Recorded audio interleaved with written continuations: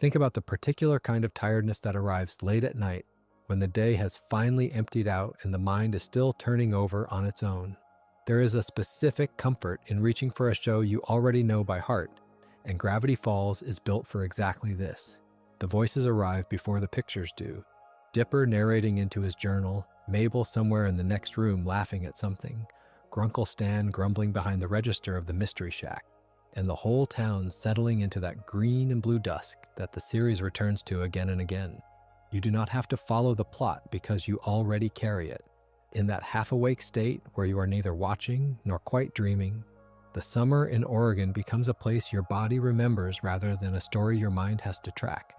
And the familiar shape of it holds you the way an old song does when you have stopped listening for the words. Tonight is about the creatures who came once and never returned. The series is remembered for its running mysteries and its long villains, but it is quietly full of monsters who appear for a single episode and then step out of the story forever. The cooler monster that Dipper finds inside an ice chest at the abandoned Dusk to Dawn, the Gremloblin, half gremlin and half goblin who makes his victims hallucinate their worst fears, the Manotaurs in their mountain cave, the spider people of a roadside attraction, and Darlene, who wraps Stan in web at Widow's Peak. We are going to walk through each of them slowly and ask where they went when the episode ended. Welcome to Pine Hat. This is a place to rest, so there is nothing here you need to keep up with. Turn the lights down, let the screen go dim, and settle in wherever you are. The stories will keep unfolding gently, one creature at a time, whether you stay awake for them or not. Get comfortable, and let the town of Gravity Falls carry you off. Before any catalog can begin, there is a question that has to be settled, and it is a stranger question than it first appears. What counts as a creature in Gravity Falls, and what counts as a creature that belongs to the whole show rather than to a single half hour of it? The town is dense with the uncanny. Almost every episode opens a door onto something that should not exist, lets it walk around for a while, and then closes the door again. So the task of listing every monster is not really a task of memory. It is a task of judgment.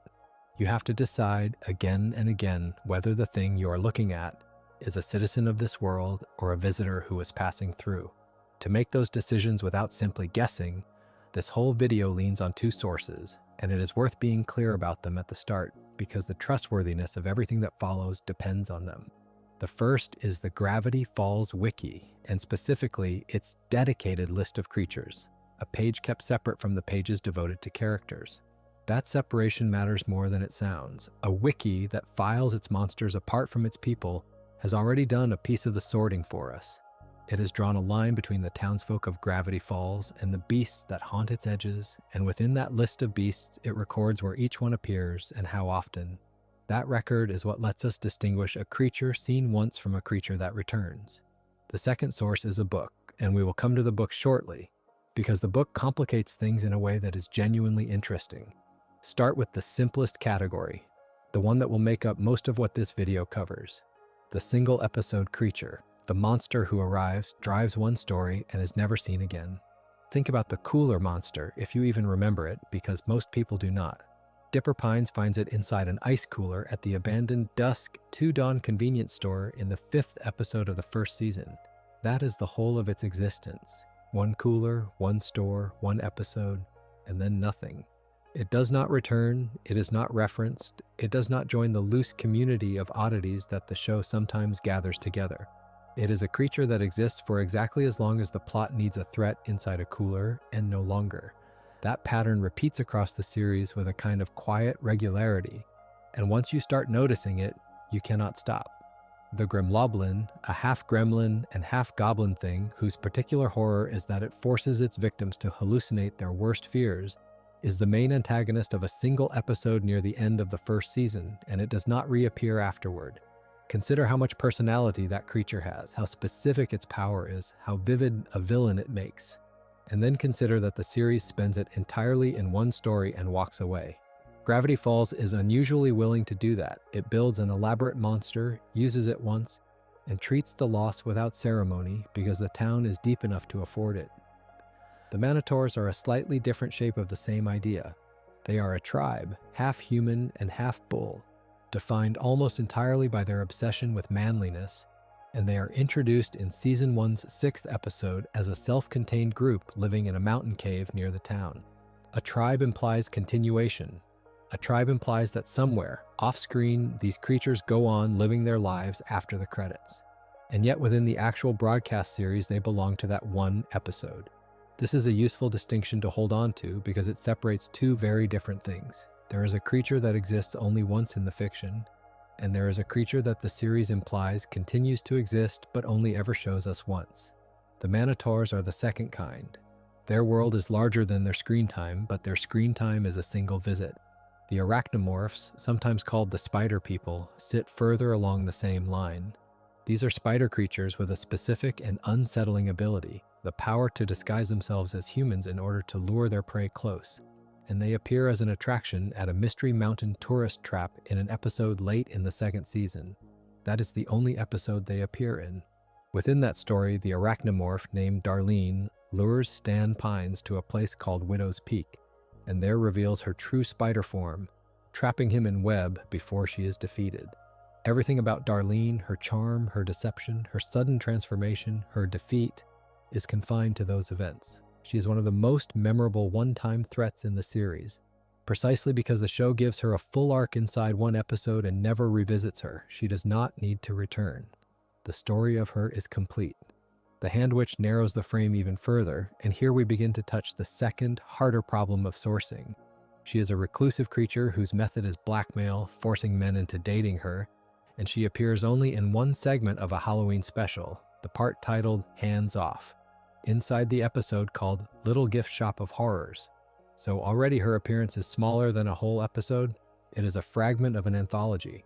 But the deeper complication is the episode itself, because that episode is the one installment of Gravity Falls that fan wikis generally treat as non-canon to the main continuity of the series. And that changes the nature of the question we are asking. Sit with that for a moment, because it is the reason canon status has to be part of this video at all. If an episode is set outside the series' true continuity, then the creatures inside it occupy a peculiar position. They appeared on screen in an official episode, animated and voiced and broadcast. And yet the series does not fully claim them. The Hand Witch is real in the sense that you watched her. She is not quite real in the sense that the series' own internal history does not have to account for her. A catalog of creatures has to decide how to treat a being like that, and there is no perfectly clean answer. The honest thing is to name the ambiguity rather than pretend it away, to say that she exists in a kind of parenthesis. Present but bracketed, seen but not woven into the main cloth of the town. There is an even thinner form of existence than a non-canon segment, and it belongs to Bigfoot. Sasquatch, the most famous cryptid in the real world, appears in Gravity Falls only as a single frame, a hairy running figure hidden inside the sped-up opening title sequence. He is not part of any episode's plot at all. He does not act, does not speak, does not threaten anyone or help anyone. He is a fraction of a second of animation buried in the credits, a wink to the audience about the kind of show this is. And that raises a fair question about where the boundary of existence actually falls. Does a creature that appears for one frame, in the titles rather than the story, count as a creature of Gravity Falls at all? By the strictest reading, he barely qualifies. By a looser and more generous reading, that single frame is itself a statement, a way of saying that this town contains more than any episode will ever have time to show. Both readings are defensible, and the point of raising him now is not to resolve it, but to mark that the line has to be drawn somewhere, and that reasonable people draw it in different places. Against all of these single appearances, one figure stands as the clearest example of the opposite category, and he is the reason the recurring creature deserves its own definition. The multi-bear. Unlike the Cooler Monster or the Gremloblin or Darlene, the multi-bear does not vanish after his introduction. He is introduced in the episode Dipper vs. Manliness, near the start of the first season, and then he comes back. He returns in Weirdmageddon 2, Escape from Reality, and he is there again in Weirdmageddon 3, Take Back the Falls, helping to fight Bill Cipher in the show's climactic stretch. That is what recurrence looks like. Not merely a creature the fiction implies continues, like the Manotaur tribe, but a creature the series actually brings back onto the screen in different episodes, doing different things, carrying a small thread of continuity across the story. And the series rewards him for it. in a way that tells you how it feels about its own monsters. In Weirdmageddon 3, the multi-bear operates the periscopes of the Shacktron using his multiple sets of eyes, a small piece of business that turns his strangeness into usefulness, that takes the very thing that made him a monster and makes it a gift. Afterward, he is shown without his eye patches, waving goodbye to Dipper and Mabel as they leave the town. Think about what that image does. A creature introduced as an obstacle, a thing to be fought in a bunker, is by the end of the series standing among the friends who see the twins off. That arc from threat to farewell is only possible because he recurs. The one-episode creatures never get it. They cannot be given a goodbye because the show only ever met them once. This brings us at last to the book and to the reason the second source complicates everything. Gravity Falls, Journal 3 is not a metaphor and not a fan project. It is a real, physically published book put out by Disney Press on the 26th of July in 2016, written by the series creator Alex Hirsch, together with the supervising producer Rob Renzetti. Inside the fiction, it is framed as the actual journal written by Stanford Pines, the third of the numbered journals that drive so much of the series' mystery. And its status is not a matter of guessing. When the book was announced at New York Comic Con in October of 2015, Hirsch publicly confirmed it as the canonical journal number 3, establishing before it ever reached shelves that this was meant to be part of the series' continuity and not a souvenir alongside it. That confirmation is why a chapter about creatures cannot stop at the episodes.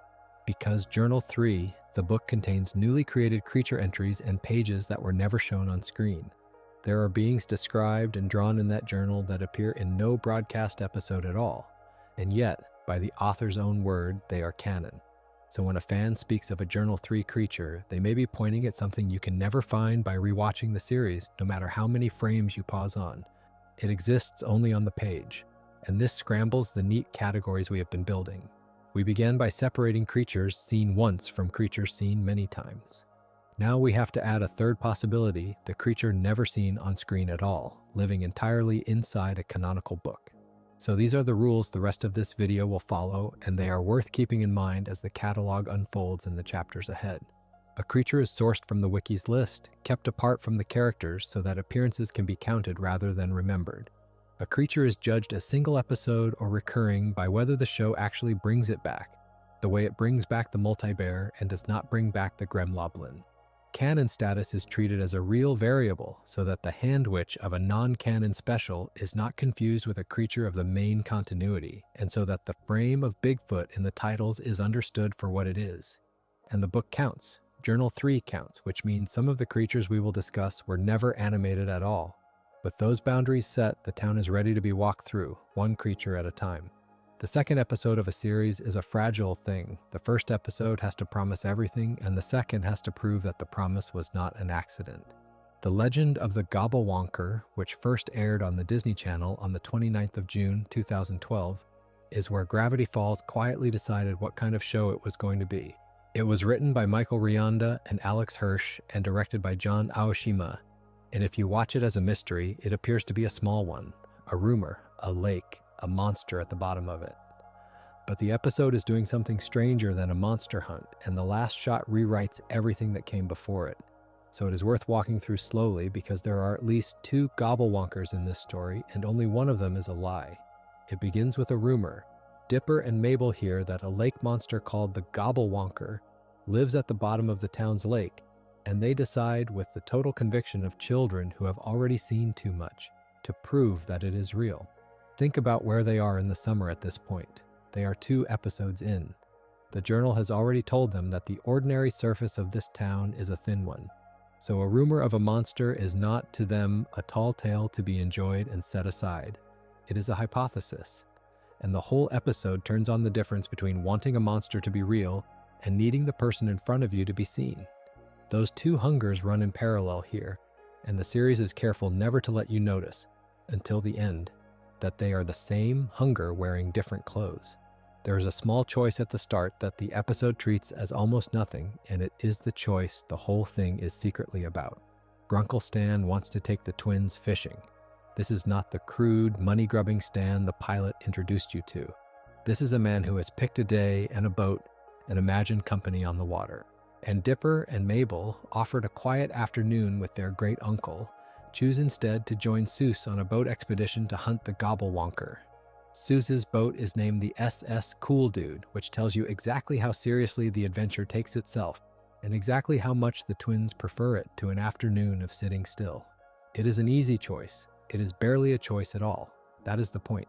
The episode is going to spend its whole length showing you the cost of a decision that felt like nothing when it was made. What sends the hunt from idea to action is a man running through town. Old Man McGucket comes through screaming that the Gobblewonker destroyed his boat.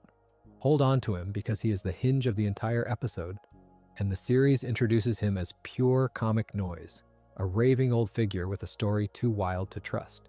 And yet his testimony is what launches the expedition. The kids take a lunatic at his word because his lunacy fits the shape of what they already want to believe. This is a genuinely sharp piece of writing about how belief actually works. Evidence does not persuade us in a vacuum. It persuades us when it confirms a hope we were already carrying. The twins do not investigate McGucket. They mobilize behind him. And so the SS Cool Dude goes out onto the water, and for a while the episode gives you the monster movie it promised. There is a chase. The creature is glimpsed, but it is the Gobblewonker doing the chasing, driving Dipper, Mabel, and Seuss to flee into a cave behind a waterfall, where the beast gets wedged in the rock and cannot follow any further. This is the classic structure of the hunt. The quarry run to ground in the dark, no more open water to flee across. Everything the episode has built points at this moment as the reveal of the beast. And it is a reveal. It is simply not the one anyone on that boat was expecting. The Gobblewonker is a robot. It was secretly built and piloted by Old Man McGucket, the same man who ran screaming through town, the same man whose destroyed boat sent the children out to sea. The monster and the witness are one person. And here, the episode performs the move that separates it from an ordinary creature of the week, because the reveal of the machine is not the end of the scene. The reveal of the reason is. McGucket built the Gobblewonker, he explains, in effect, to get the attention of his son, Tate McGucket, who is embarrassed by his father and avoids spending time with him. A lonely old man built a lake monster because it was the only thing large enough, loud enough, strange enough that his son might finally come and look. Sit with the symmetry of that because it is the whole architecture of the episode laid bare in a single confession. The twins abandon Stan to chase a monster. The monster is a father, abandoned by his son, who built a monster to be chased. McGucket is what Stan could become. He is a man who wanted company on the water and did not get it, and who scaled his loneliness up into a mountain of machinery because the ordinary request, "Come spend time with me," had failed so completely that only a catastrophe seemed likely to work. The children have spent the whole episode running away from exactly the kind of man they are now standing in front of. And the show does not underline this. It simply lets the two facts sit in the same cave and trusts you to feel the current running between them. McGucket, alone in that cave, offers a little more of his history, and it is played for laughs while being quietly devastating. He tells the kids, in effect, that this is not the first machine he has built out of a wound. By his own account, one heartbreak once drove him to build a monstrous flying machine. Another slight, he suggests, drove him to build something just as outsized and just as furious. Every departure in this man's life has produced a monster. Loss goes in, and a machine comes out, and the machine is always aimed, however clumsily, at the person who left. The Gobblewonker is just the newest entry in a long, private catalog of grief given metal form. The joke is the escalation. The tragedy is the pattern. A man who cannot hold on to people has learned to build the enormous mechanical shapes of his abandonment instead, and he has gotten very good at it. The robot does not go out in a blaze. It gets stuck in the cave, and a falling rock strikes it, and it sputters and shuts down. There is something almost merciful in how small its ending is. No triumphant defeat of the beast, no heroic blow. The monster simply jams in the narrow dark and is silenced by a piece of falling stone, the way a lie usually ends, not with a confrontation, but with the machinery of it grinding to a halt in a place too tight to move. The great terror of the lake is revealed to be a broken contraption piloted by a sad man, and the children are left holding the truth of it. That truth does its work. Learning why McGucket did what he did, Dipper and Mabel understand that they were wrong to ditch Stan, and they reconcile with him by the end of the episode. The lesson lands precisely because it arrives through a stranger and not through a lecture. Nobody has to tell the twins that they hurt their great uncle. They have just spent an afternoon watching, in extreme and comic form, what a man looks like after a lifetime of being left behind, and they recognize the beginnings of that shape. In the morning, they chose the SS Cool Dude over Stan's fishing trip. Meanwhile, Stan, feeling abandoned, spends the episode trying to recruit other Gravity Falls residents as substitute fishing buddies with disastrous results, which is the same loneliness the twins have been chasing across the lake, only closer to home and easier to miss because it is dressed as comedy. The episode surrounds the children with lonely men and only lets them notice the pattern once it is nearly too late. It would be a complete and satisfying episode if it stopped there. A monster hunt that turns out to be about the people we neglect, resolved with a genuine reconciliation. And this is where the second episode of Gravity Falls tells you, in its final seconds, that it is not going to be that kind of show, because in the last shot at the bottom of the lake, a real living Gobblewonker is shown, and it swallows the camera that Dipper had dropped earlier in the hunt. The monster is real. It was always real. It was simply not the one they found. Consider what that closing image does to everything before it. For the length of the episode, the series teaches you a lesson about belief, that the twins were fools to chase a rumor, that the monster was a hoax, that the real story was the human need underneath the machine. And then, without a word, it reveals that the rumor was true the entire time. There genuinely is a creature at the bottom of that lake. The children were not wrong to believe in it. They were only wrong about which sighting to trust. They found McGucket's fake and never knew that the thing they came for was moving beneath them the whole time, close enough at the end to take the camera they left behind. The episode gives you a tidy moral and then quietly informs you that the universe underneath the moral is wider and stranger than the moral accounts for. This is the thesis of Gravity Falls stated in a single silent shot in only the second episode. The series will not choose between the emotional truth and the supernatural one. It refuses the easy version where the monster is always a metaphor, and the real lesson is about family. The family lesson is real. The reconciliation with Stan is real, and so is the creature. Both are true at once, and neither cancels the other. And the show is willing to let you sit with a lake that contains a fraud, a father's grief, a family's repair, and an actual living monster, all in the same water. That doubling, the fake and the real occupying one frame, is the engine the entire series will run on. There is a question the ending leaves open of purpose, and it is the question this chapter was built to sit inside. After all of it, the hoax exposed, the robot dead in the cave, the family made whole, does a real Gobblewonker still exist in Gravity Falls? The final shot answers plainly. Yes, it is down there, and it is eating the evidence. The camera Dipper dropped is now inside a creature nobody on that boat will ever know they missed. The children go home believing the case is closed, believing the monster was a machine, and the lesson was about Stan. And they are half right in a way they will never be told. That gap between what the characters conclude and what the audience is shown is one of the most confident things a young show can do. And Gravity Falls does it in June of 2012, before most of its audience has decided whether to keep watching. A small production detail deepens the whole thing in hindsight. Old Man McGucket is voiced by Alex Hirsch, the creator of the series, who also voices Grunkle Stan and voices Seuss. Consider that for a moment. In the cave, at the emotional core of the episode, the lonely father confessing why he built his monster, the great uncle the twins abandoned, and the good-hearted friend piloting the boat that carried them away are all, at the level of performance, the same voice. One man speaking to himself across the whole scene, playing the neglector, the neglected, and the innocent in between. It is invisible while you watch, and it is impossible to unhear once you know it. And it makes the episode feel, correctly, like a single mind turning one worry over from every side. And the Gobblewonker robot does not stay dead, though its resurrection is years away. In the Season 2 finale, Weird Mageddon 3, the head and neck of McGucket's ruined lake monster are repurposed as parts of the giant mech Shacktron, the machine the town builds to fight for its own survival. Think about what that means for the sad old man in the cave. The monster he built to win back one son, the machine that failed and jammed in the dark and was struck silent by a falling rock, becomes, in the end, a piece of the thing that saves everyone.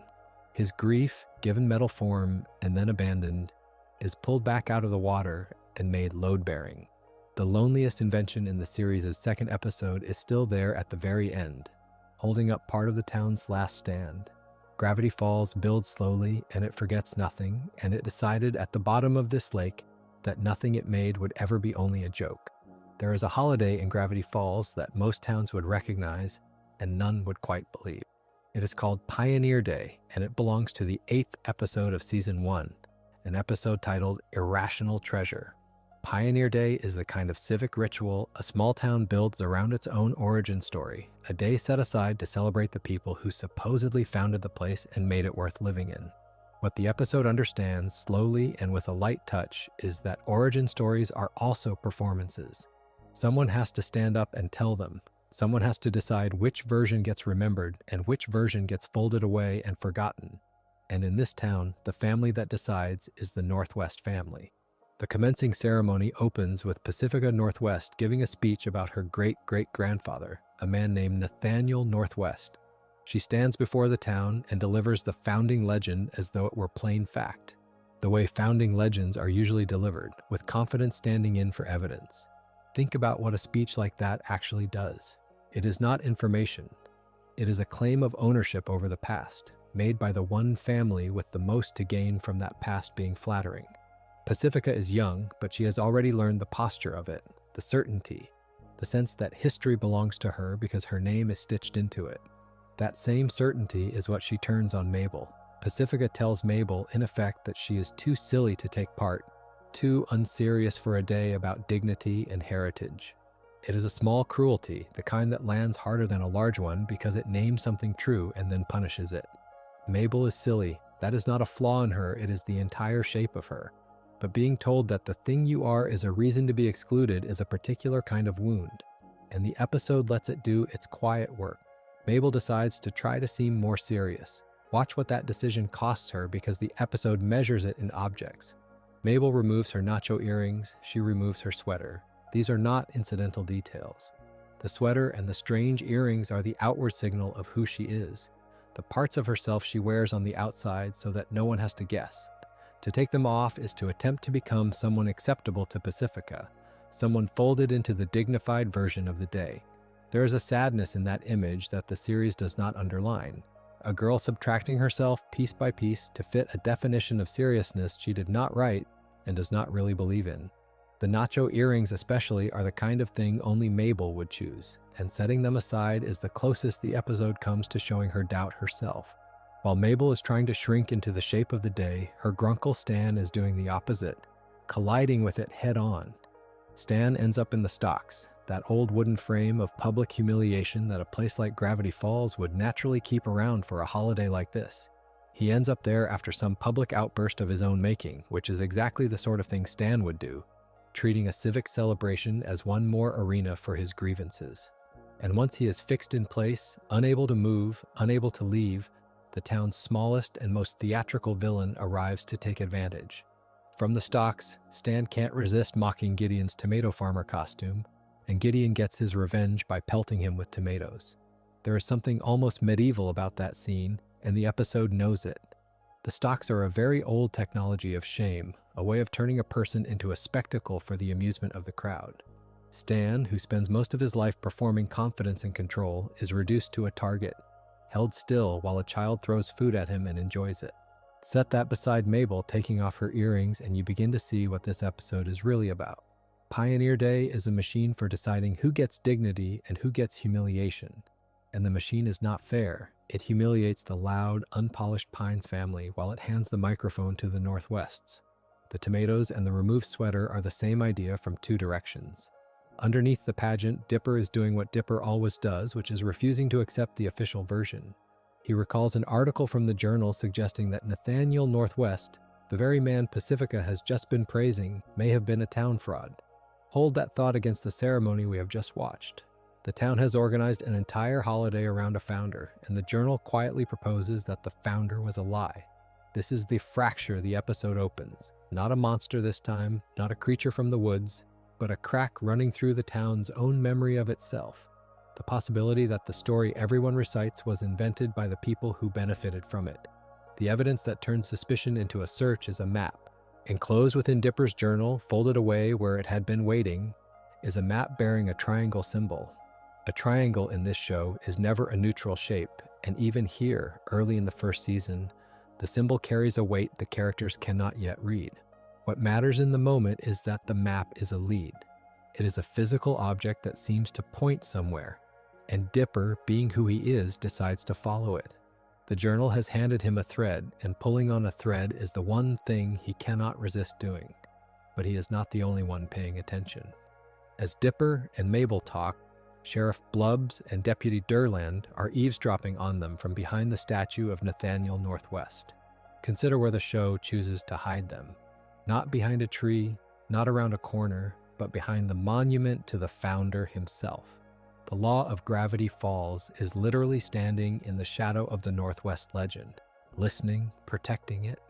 That single staging choice tells you how power works in this town.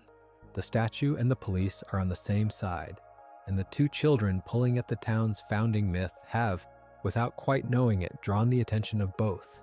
The authorities are not there to help. They are there to guard the story. The children take the map to the library, which is the right instinct and a lovely quiet turn in an episode full of noise. After the tomatoes and the speeches and the public shaming, the story moves into a room built for exactly this, a place where documents are kept and symbols can be looked up. Dipper studies the map symbols and identifies a fire symbol that matches the document. This is the detective work the series believes in, the slow matching of one mark against another until meaning appears. There is no spectacle to it. It is a boy in a library recognizing that two things are the same, and that recognition is what moves the whole plot forward. Then the puzzle resolves in a way that only this show would allow. Mabel takes the document and folds it. She folds it into a paper hat, and the paper hat, once folded, reveals a map to the Gravity Falls Museum of History. Sit with how strange and how perfect that is. The clue was not hidden in the ink or the symbols alone. It was hidden in the geometry, in the way the paper wanted to be folded. And the only reason it gets solved is that Mabel treats a serious historical document the way Mabel treats everything, as something you might make into a hat. The silliness that Pacifica told her to abandon is the exact quality that breaks the code. Dipper reads the symbols. Mabel folds the paper. Neither of them alone would have reached the museum. That is the quiet argument the episode has been building toward, and it makes it without a single speech. Earlier, Mabel was subtracting herself, taking off the earrings, taking off the sweater, trying to become the serious person the day demanded. Now the story reaches a lock that only her particular kind of mind can open. The founding legend, the dignified Northwest version of history, is guarded by statues and sheriffs and formal ceremony. The way through it turns out to be a paper hat. The people who guard the official story rely on everyone treating it with solemn respect, and the two children who are about to unravel it get their first real foothold precisely by refusing to. And the destination the folded hat reveals is worth pausing on. It is a map to the Museum of History. The whole episode has been an argument about history, about who tells it and who is allowed to be part of it, and whose version gets carved into a statue. Now the trail points to the building where a town keeps its official past on display. There is a rightness to that, the sense that a story about a possibly fraudulent founder should lead the searchers straight to the institution whose job is to preserve the founder's memory. The map does not just point to a place. It points to the exact place where the town's version of itself is kept, and it invites two children to go and check whether that version is true. What the episode leaves us with at the close of these events is a town caught between two ways of holding its own past. There is the loud, public, ceremonial way, the speeches and the statues and the stocks, the version that hands dignity to the Northwests and humiliation to the Pines. And there is the other way, the folded map and the library and the journal's quiet accusation, the version that suspects the whole ceremony was built on a lie. Dipper and Mabel have found the seam between them. They have a map, they have a fire symbol matched to a document, and they have a hat that points to the museum. And behind them, still hidden by the statue, the law of the town has begun to watch. There is a category of creature in this show that exists to be met once and then folded away. And this chapter is about three of them, and about how one of the three quietly refuses to stay folded. The pattern the whole series seems to promise is simple. A creature appears, it presents a problem, the problem is solved, and the creature is filed into the growing catalog of things that happened in Gravity Falls and then receded. The hide-behind belongs to that pattern. The Gremloblin belongs to it too. The multi-bear appears to belong to it, behaves as though he belongs to it, is introduced with all the disposable ceremony of a one-time monster, and then, seasons later, walks back onto the screen and breaks the rule. Hold that ending in mind while we move through the beginnings, because the interesting thing about the multi-bear is not that he returns. It is that nothing in his first appearance tells you he will. Begin with the one the series barely lets you see. The hide-behind does not arrive inside a numbered episode at all. He arrives inside a short, one of the pieces from the series called Dipper's Guide to the Unexplained, a bumper spin-off released as its own small standalone videos rather than as part of any season. Think about what that framing does to a creature before it has done anything. To exist inside a web short rather than an episode is already to be marked as minor, a curiosity handled in a couple of minutes and then set down. The short is built as a vlog, Dipper investigating a lumberjack legend, and the legend itself is almost a joke about visibility. The hide-behind is a creature that always stays hidden directly behind its target.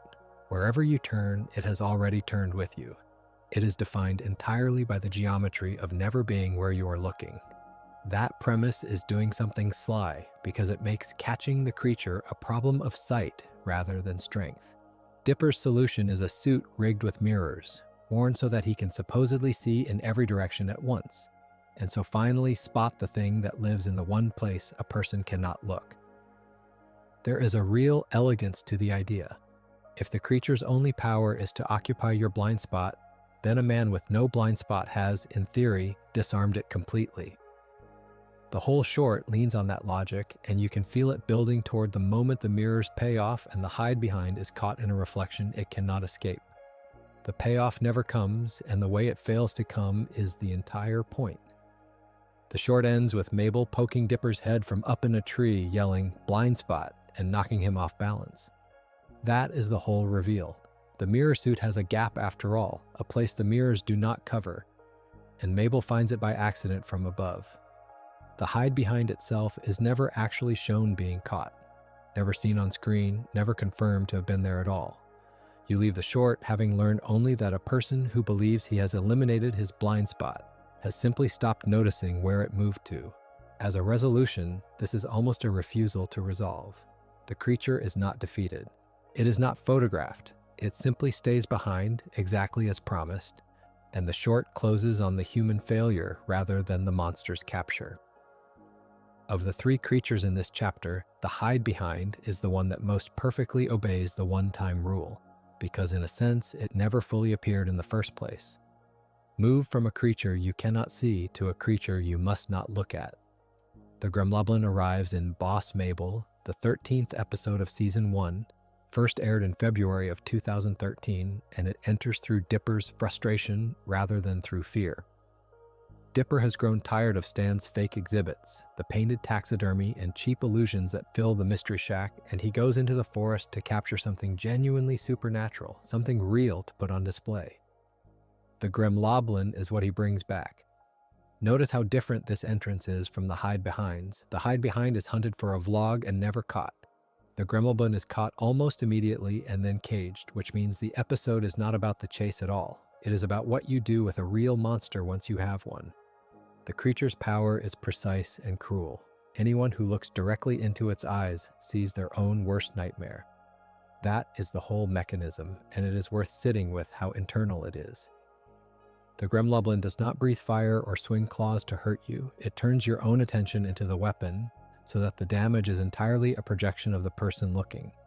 The eyes are simply a surface, and what you find there is whatever you brought with you. A creature like that is less a beast than a mirror with teeth, which will matter enormously in a moment. What happens in the cage is one of the quiet, strange kindnesses of the series. Mabel, running the shack for the episode, treats the caged Gremloblin as in effect sort of an employee. She gives it a key so it can let itself out for breaks. There is something genuinely disarming in that gesture, the instinct to extend basic workplace decency to a nightmare-inducing forest creature, and the show plays it straight enough that you almost forget the danger.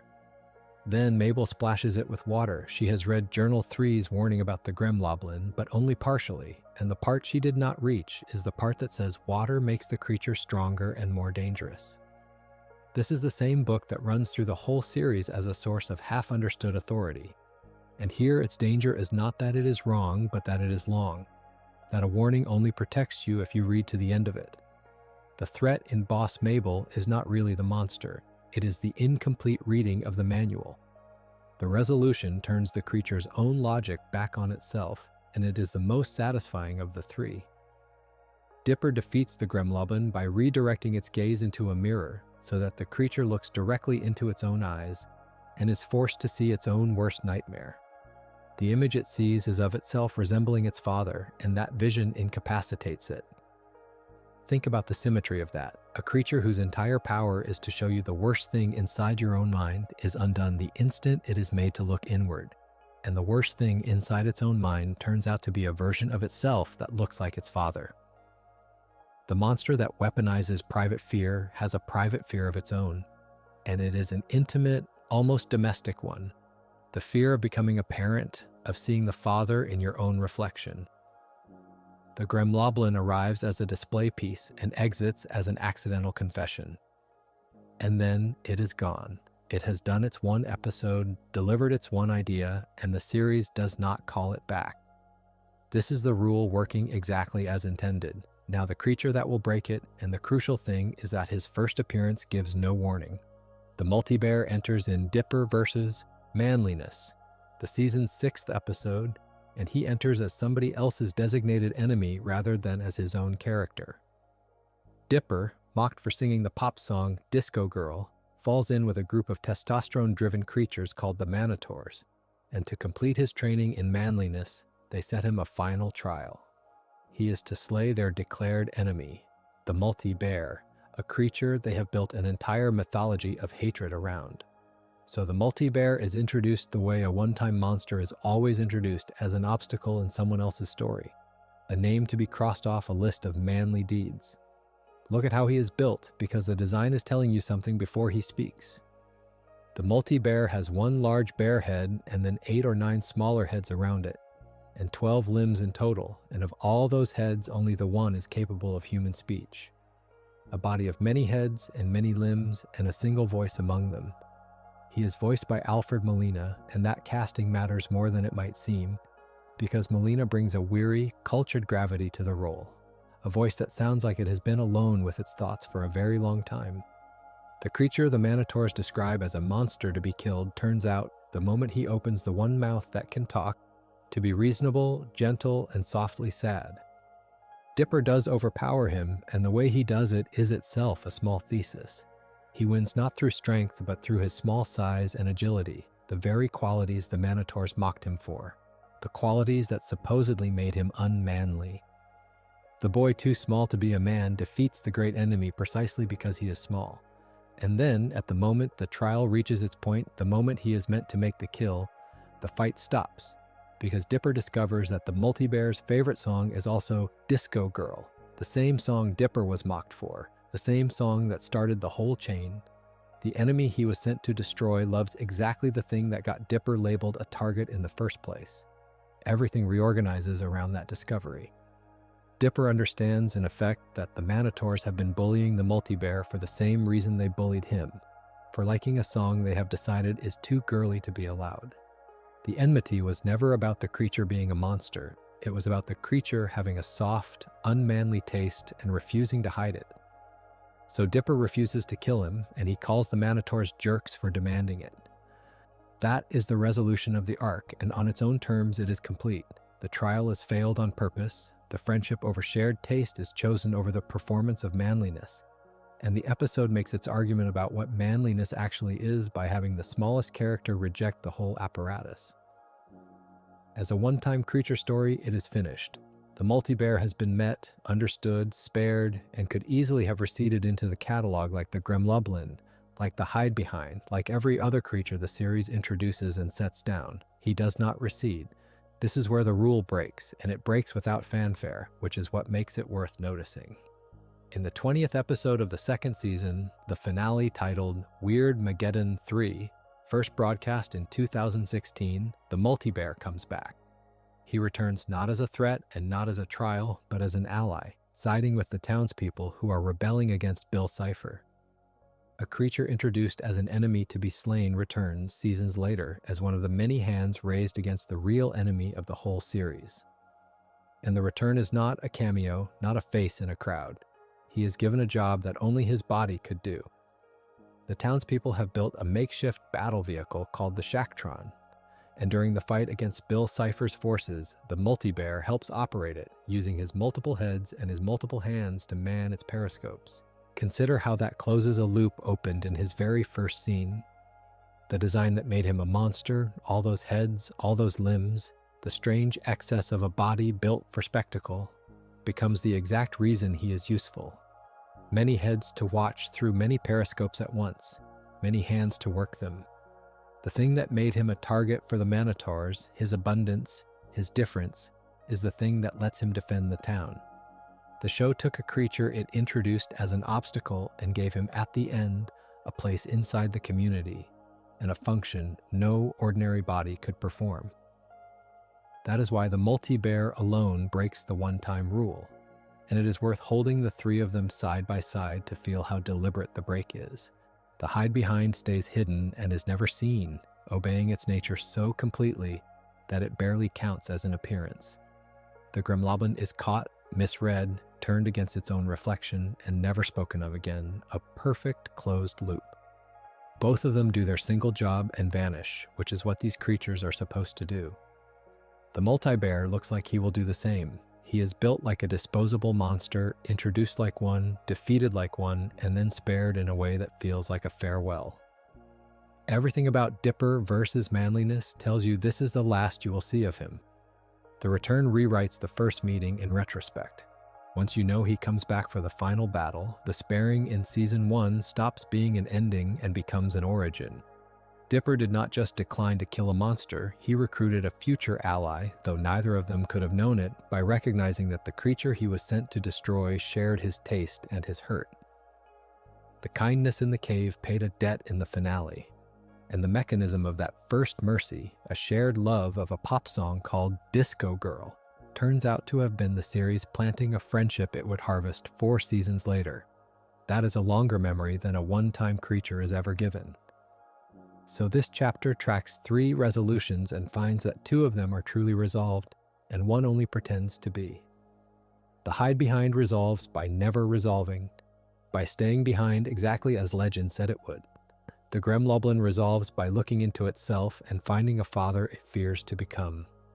The Multi-Bear appears to resolve in a cave over a shared song and then waits. He is the one who was written like the others and did not stay like the others. The single creature in this group whose one-time meeting was, without ever announcing it, only the beginning. Some monsters Gravity Falls returns to again and again, and the Summerween Trickster is one of its clearest examples. It arrives in the 12th episode of Season 1, in an installment simply called Summerween, credited to the small team of writers and directors who shaped the series' early episodes. The premise is a small act of invention on the show's part. The town of Gravity Falls does not wait for October. It celebrates a summer version of Halloween, a holiday the residents call Summerween, complete with trick-or-treating and with jack-o'-melons, which are carved watermelons used as lanterns in place of pumpkins. The whole thing has the logic of a place that loves the ritual of a season so much that it refuses to let the calendar govern it. That detail, a town willing to bend the year to suit its appetite for celebration, turns out to be the exact soil this monster grows in. Into that celebration comes the Trickster. It breaks into the Mystery Shack and confronts the 4 children who are there. Dipper, Mabel, and their friends Grenda and Candy. What it wants is stated plainly, and it is the kind of demand that sounds almost like a game until you look at the stakes. It tells them to deliver 500 pieces of candy to it before every jack-o'-melon in town goes out. If they fail, it will eat them. The clock is not a clock in the usual sense. It is the slow guttering of the lanterns across the whole town, each one a small flame counting down, and when the last of them dies, the deadline arrives. There is something almost elegant in tying a monster's patience to the very lights that decorate the holiday. The thing that makes Summerween beautiful is also the thing that measures how long the children have to live. The Trickster does not leave the threat as a threat. Early on, it proves that it means what it says, and it does so in the most direct way a monster can. It eats a random trick-or-treater, a child named Gorney, in front of them. Consider for a moment what that accomplishes inside the story. It removes any possibility that the children can treat this as a bluff or a puzzle to be outwitted with cleverness alone. The rules are real, the consequences are real, and the series, which is often willing to be very funny about very dark things, lets the darkness sit here just long enough that the demand for candy stops being absurd and starts being frightening. A creature that eats a child to make a point is not negotiating. It is informing. The reveal of what this creature actually is arrives later, and it reframes everything that came before it.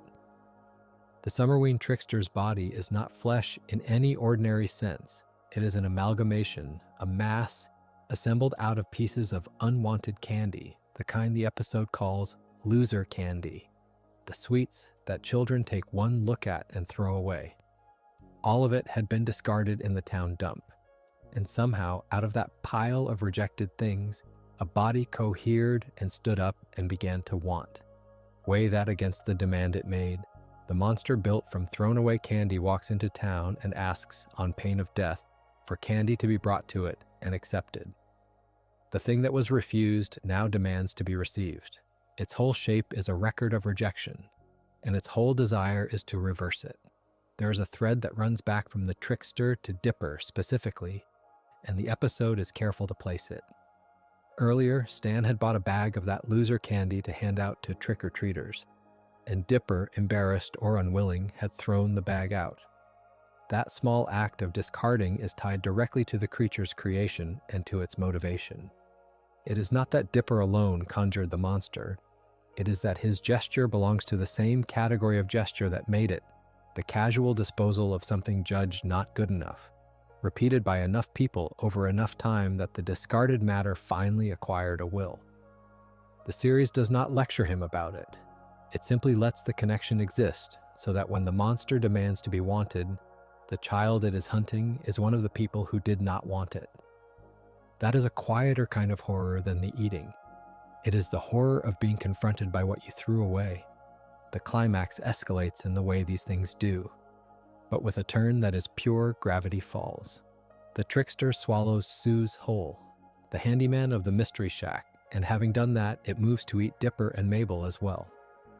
For a moment, the arithmetic of the scene looks final. The monster is winning. It has already consumed one adult, and the children are next.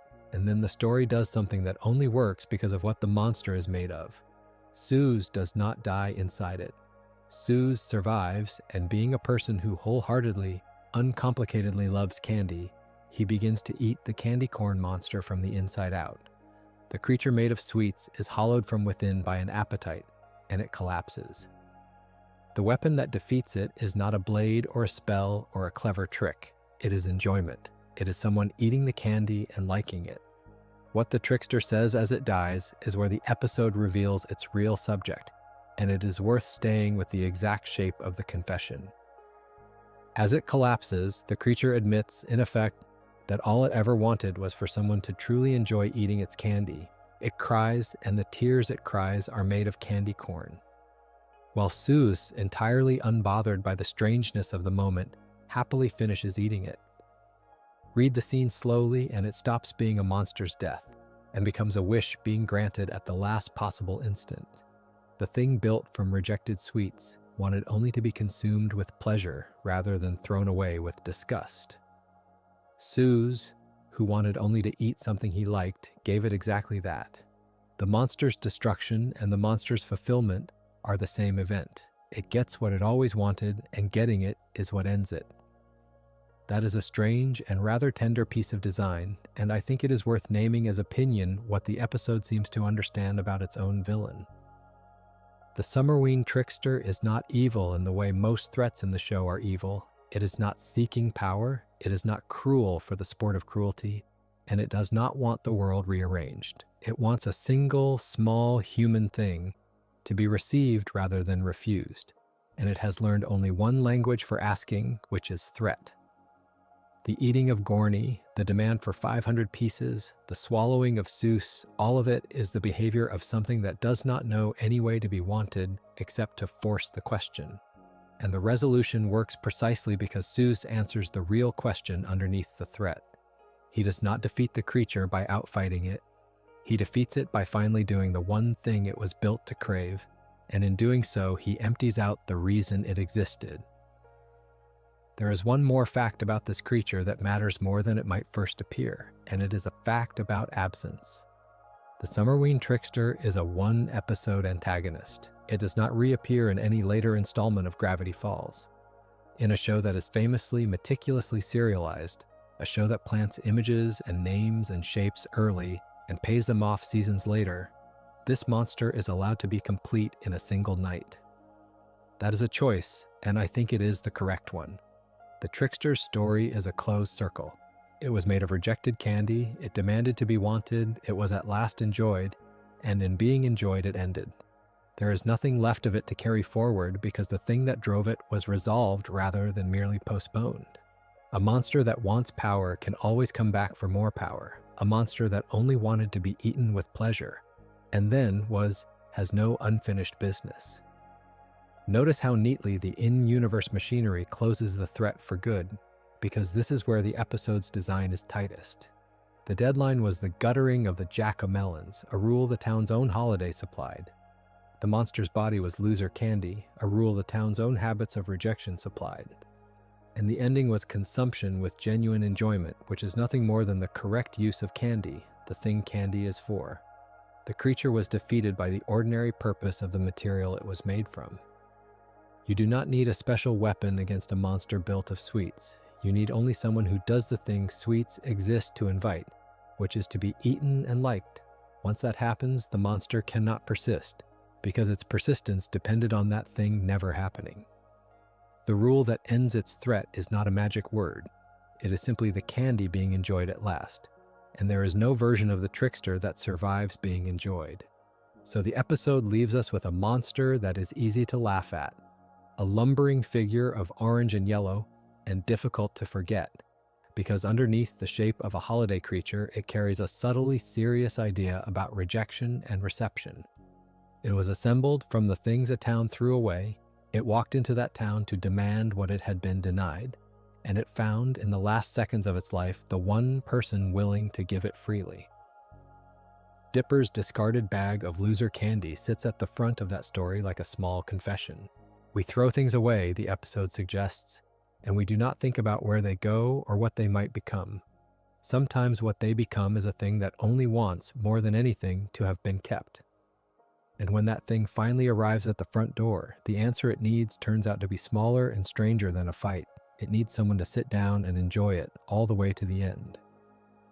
There is a version of this story that never happened, and it is worth beginning there because the false memory is almost more vivid than the truth. In that imagined version, a wax Sherlock Holmes and a wax Abraham Lincoln come to life at the bottom of a living, sentient pit and duel each other in the dark. It is a wonderful image. It is also entirely invented. No such scene exists in the episode about the bottomless pit, and it does not exist in any pit at all. The wax figures do come to life, and one of them is indeed Sherlock Holmes. But the whole affair belongs to a much earlier and much smaller room, and the pit has nothing to do with any of it. The real story is told in the third episode of Season 1, a piece called Headhunters, and it is a horror comedy detour of a very particular kind, one built out of storage dust and afternoon light rather than any supernatural chasm. So let us set the pit aside completely. There is no pit here. There is only a shuttered room full of forgotten wax people and a curse tied to the phase of the moon.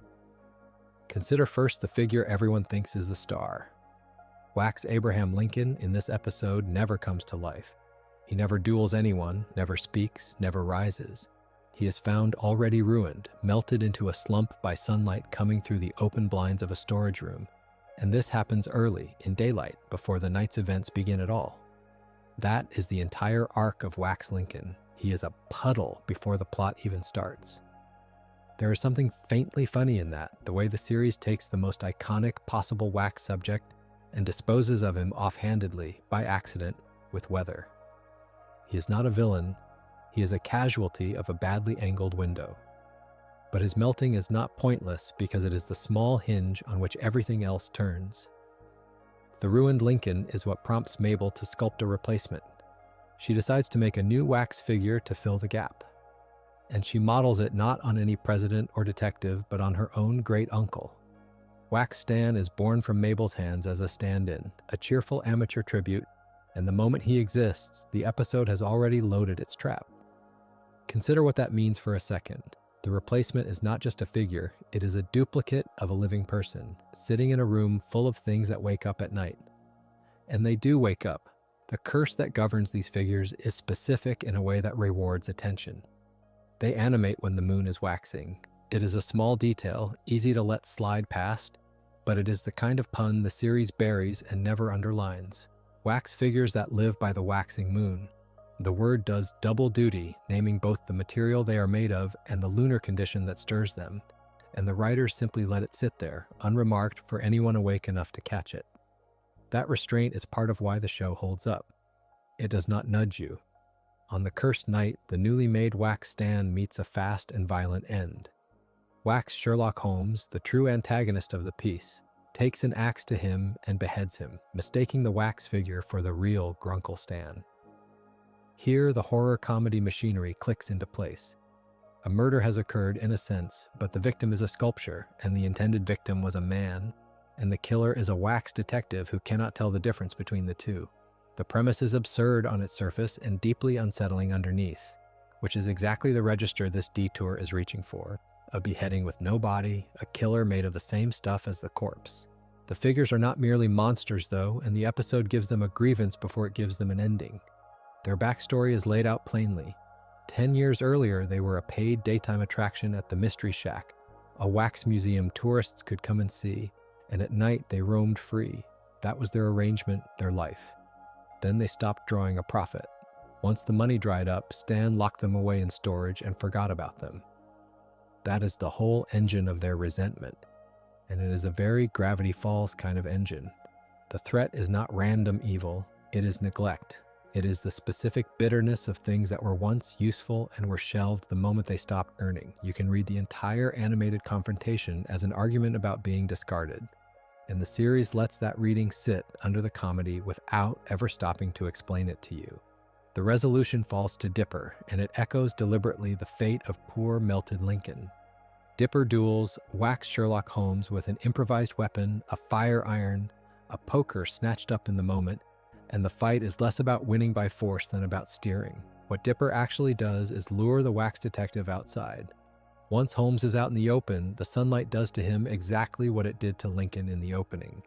He melts. The episode's first casualty and its final one die the same death, undone by the same light, and the symmetry is clean enough that you feel it, even if you do not name it. Wax is defeated by the thing wax cannot survive. And the boy does not have to be strong, only clever about where he stands. Mabel handles the rest. The remaining animated figures, the other wax celebrities left in the room, she disposes of by throwing them into the fireplace. It is a brisk, unsentimental ending for creatures the series just spent a few minutes making sympathetic. There is no funeral, no reconciliation, no restoring them to their old nightly freedom. They are burned. And that abruptness is part of the tone. The detour opens a small door onto something truly strange and a little sad, lets you look through it, and then shuts the door firmly and moves the twins on with their summer. What makes this episode worth returning to beyond the plot is the voice work, because the wax figures were cast with a wink. Wax Sherlock Holmes, the axe-wielding villain of the whole thing, was voiced by a comedic actor whose delivery gives the figure a clipped, self-satisfied menace that suits a detective who is confident and completely wrong at the same time. And the show went further with a particular joke. 2 of the wax likenesses were of real public figures, Larry King and Coolio, and both men voiced their own wax versions. Think about the small absurdity of that. A wax replica of a real person animated by a curse, speaking in the actual voice of the person it was modeled on. The layer of unreality folds back on itself. It is the kind of casting that costs nothing to the plot and adds an entire register of strangeness to anyone who recognizes the voices. The production details ground all of this in a specific moment. Headhunters premiered on Disney Channel on the 30th of June 2012, very early in the series' life, only the 3rd episode to air. It was written by Alex Hirsch, the series creator, together with Ori Wallington, with John Aoshima directing. That matters a little because this is the show establishing its grammar. This early, our Headhunters is already doing the thing Gravity Falls would keep doing for 2 seasons. It takes a genre, in this case the locked room murder mystery crossed with the wax museum horror film, and it plays the beats straight while undercutting them with the ordinariness of the family caught inside. A wax detective investigating a wax murder in a house of forgotten attractions is a premise a lesser show would have played purely for jokes. This one lets it stay eerie. So the corrected picture is this: there is no bottomless pit in the story of the wax figures, and there never was.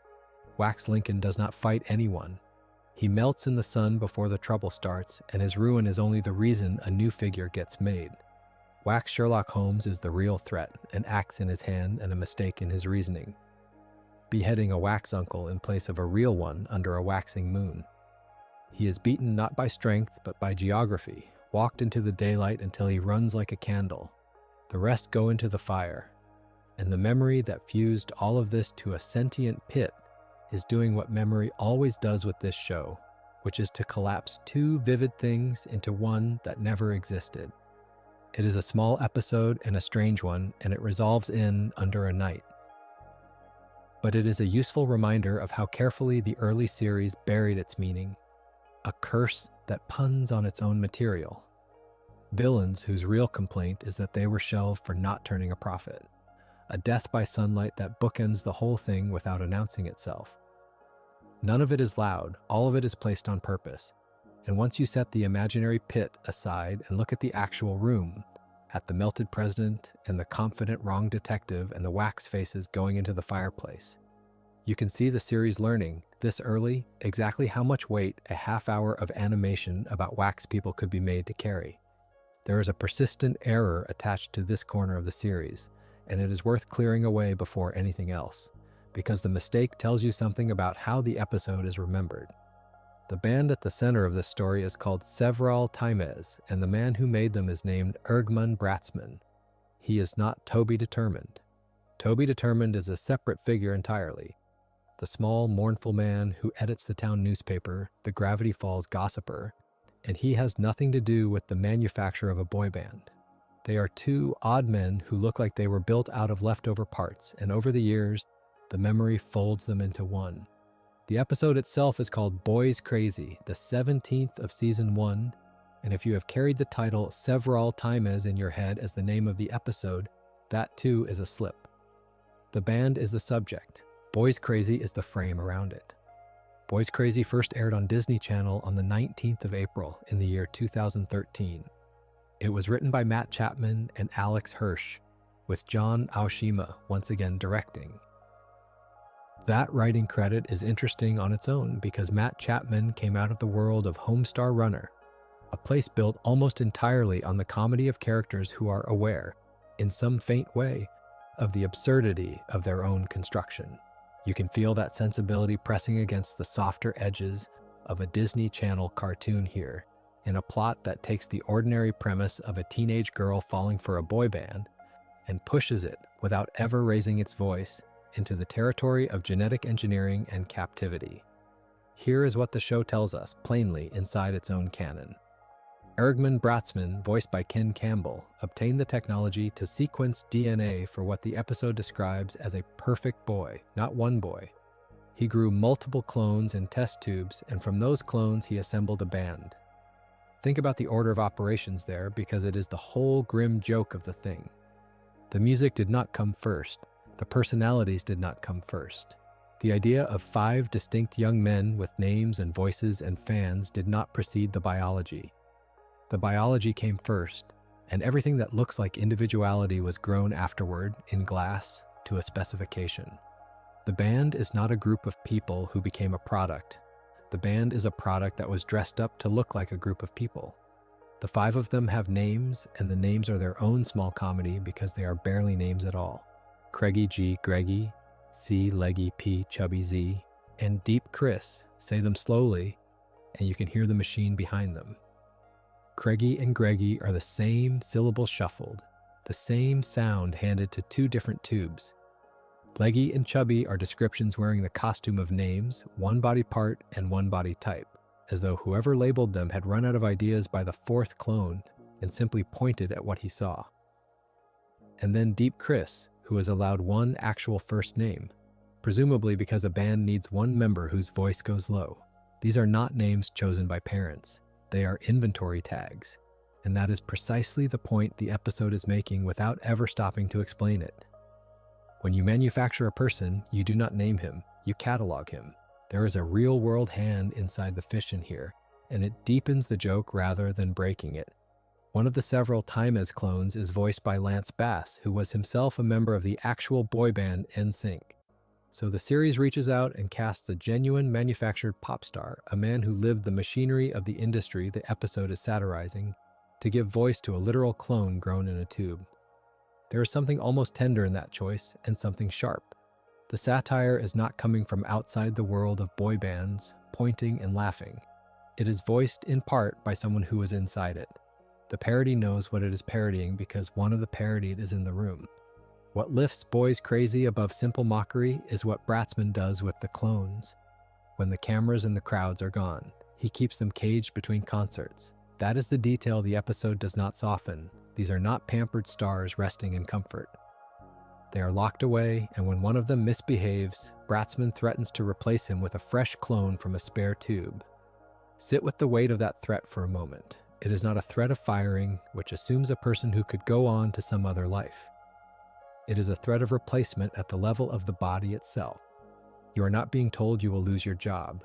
You are being told you can be poured out and grown again, identical, and no one will notice the difference because the version of you that exists now was never the point.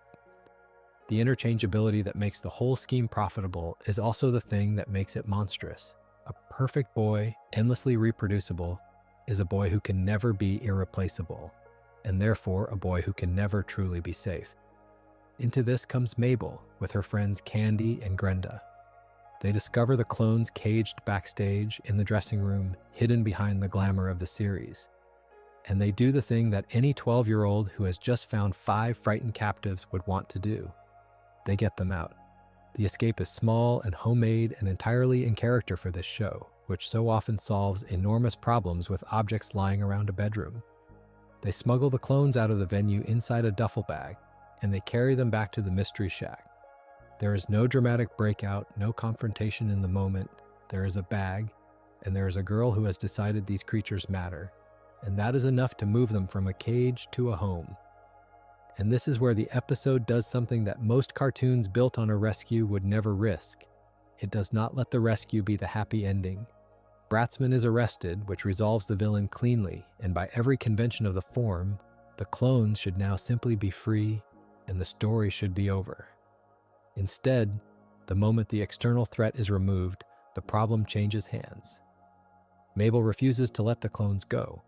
When Candy and Grenda move to release them, she stops them. She has grown attached. She has spent time with these 5, has cared for them, has come to love having them, and the affection that drove her to save them has curdled, without her noticing, into a softer version of the very thing she rescued them from. She does not cage them, but she keeps them.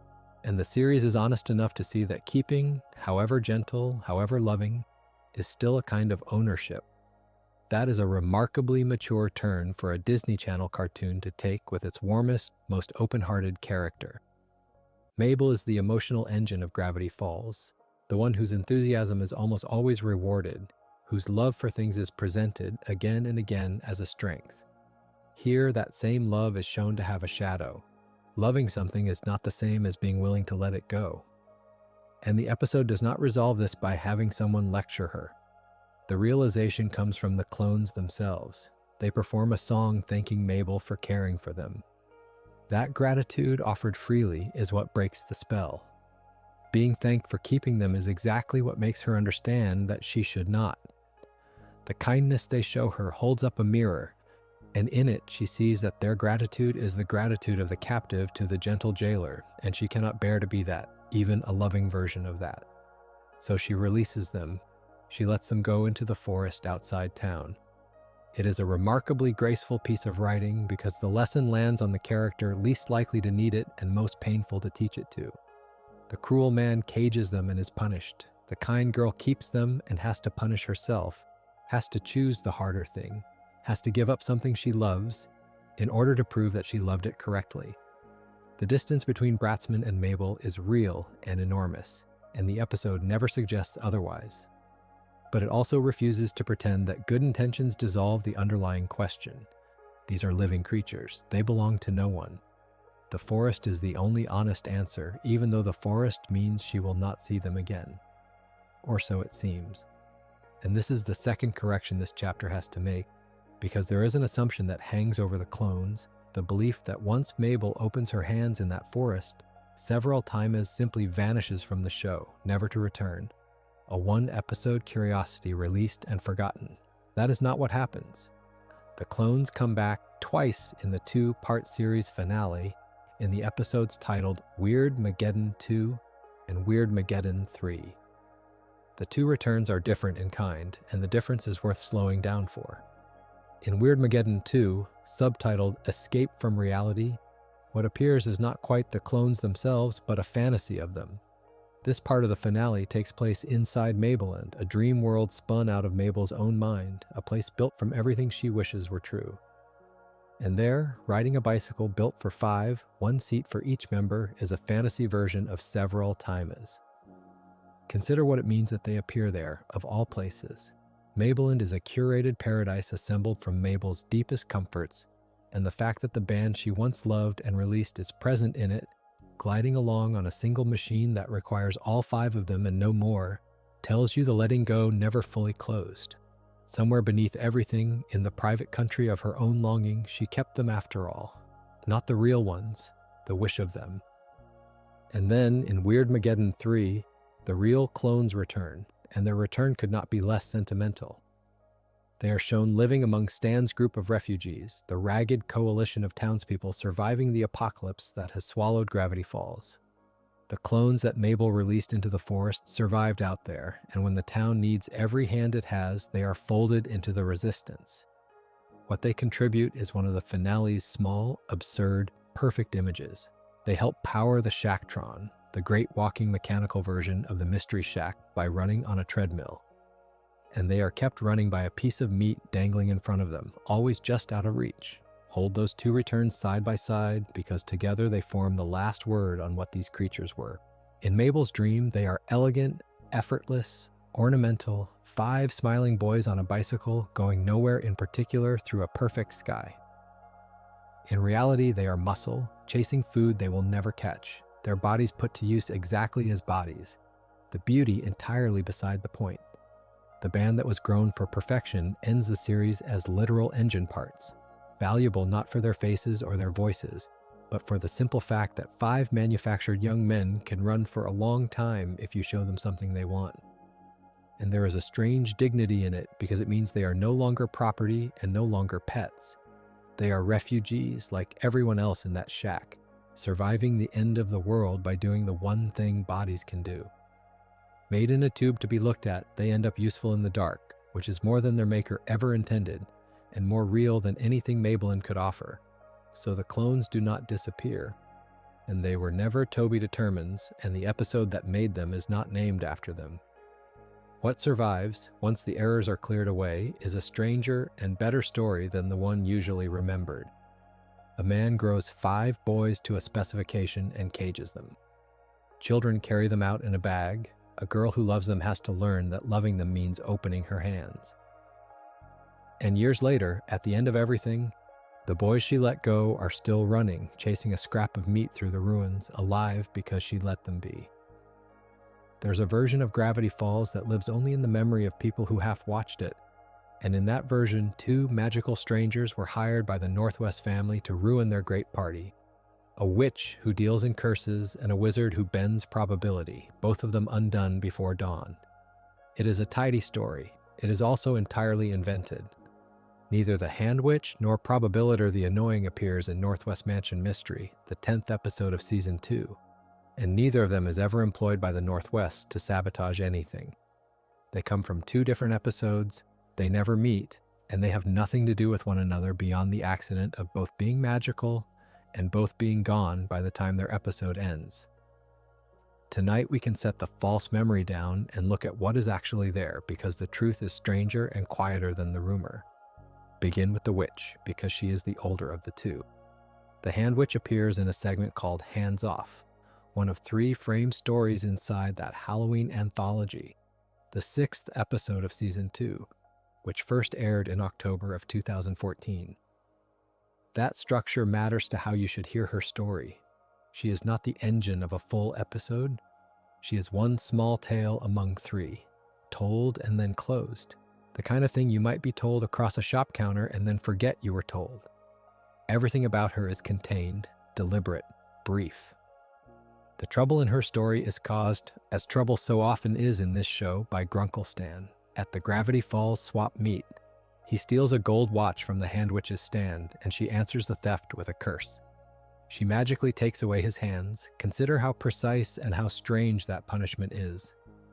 She does not turn him to stone. She does not summon a monster. She removes the 2 things a man uses to take what is not his.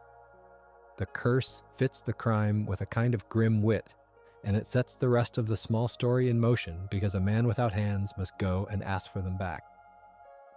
So Stan, together with Dipper and Mabel, travels to the Hand Witch's cave, carrying the stolen watch, hoping to trade it back for the return of what he has lost. And here the story does something that is easy to miss because it happens so fast. The witch tells Stan that the curse can only be lifted with a kiss on the lips. Stan refuses. It reads at first as a simple, gross-out gag. The old fairy tale demand of a kiss turned into something a grown man would rather keep his misfortune than pay. A witch, a curse, a kiss. The shape is centuries old, and the series seems to be leaning on it lazily. Except that it is not leaning on it at all. The Hand Witch admits that the demand for a kiss was a bluff, and then she reveals the reason for the bluff, which is that every date she has ever brought back to her cave has fled from her out of fear. Let that settle for a moment, because it changes the whole shape of the thing you are watching. The monster is lonely. The curse and the demand were not the acts of a cruel enchantress enjoying her power. They were the last, clumsy tactic of someone who has learned that the only way to keep company is to trap it. And who knows, even as she tries, that the trap will fail the way it always fails. The people she brings home run. That is the fact of her life, stated plainly and then left there. What the series does with that revelation is gentle, and it is the reason this small story is worth revisiting rather than passing over. Stan, Dipper, and Mabel redecorate her cave. They make it less frightening, and once the cave is less frightening, the Hand Witch willingly gives Stan his hands back. No second curse, no final trick, no battle. The problem was never really the watch, and it was never really the hands. The problem was that a person had made herself unapproachable out of some mixture of nature and habit and hurt, and had built a home that drove away everyone who entered it. The children do not defeat her. They renovate the conditions that made her monstrous, and once those conditions change, she has no reason to hold the curse at all. The solution to the witch is not a weapon. It is hospitality. There is a detail from the production of this segment that deepens it without changing a single frame. The Hand Witch is voiced by Matt Chapman, the co-creator of Homestar Runner, who was also a writer on that anthology episode. So the voice you hear coming out of that lonely figure in the cave belongs to one of the people who helped decide who she would be on the page. There is a kind of authorship folded into the performance, a writer speaking through the character he had a hand in shaping, and it lends the small story a coherence that you feel even if you never know the name behind it. Now leave the cave and leave the year 2014 and move almost a full year forward, because the second of our supposed saboteurs belongs to an entirely separate corner of the show. Probability the Annoying appears in Dungeons, Dungeons, and More Dungeons, the 13th episode of Season 2, which first aired in August of 2015. If you have been carrying the rumor that he and the witch work together, notice how far apart they truly are. Different season position, different premiere, different premise, different everything. They share a category and nothing else. The way Probabilitor enters the world is worth telling slowly because it is a small chain of accidents rather than a plan. There is an argument between Stan and Ford. The argument causes Ford's dice pouch to spill. Among the dice is a magic die, and this die zaps open a box, and out of the box comes Probabilitor, and he does not come alone. Released with him are an ogre, an elf, and a griffin. Think about the ordinariness of the trigger and the size of the consequence. Two brothers quarrel, a small bag of gaming dice falls, and a wizard and his retinue of creatures spill into the basement of the Mystery Shack. The magic in this show very often arrives this way, sideways through carelessness and objects that should have stayed closed, rather than through summoning circles and grand intent. What Probabilitor wants is direct and unpleasant. He captures Dipper and Ford intending to eat their brains. That is the threat the episode hangs on, and it is aimed with a certain logic at the two smartest characters in the room, the boy who solves and the great uncle who once studied everything. Their minds are the prize. In response, Stan, Mabel, and Grenda set out to rescue them, which places the rescue in the hands of the ones who are not being hunted for their intelligence: the schemer, the child, and the loud, fearless friend. There is already a quiet joke in that arrangement that the brains have been taken and the rescue must be mounted by everyone else. Then the wizard makes his offer, and the offer is the whole idea of the episode made literal.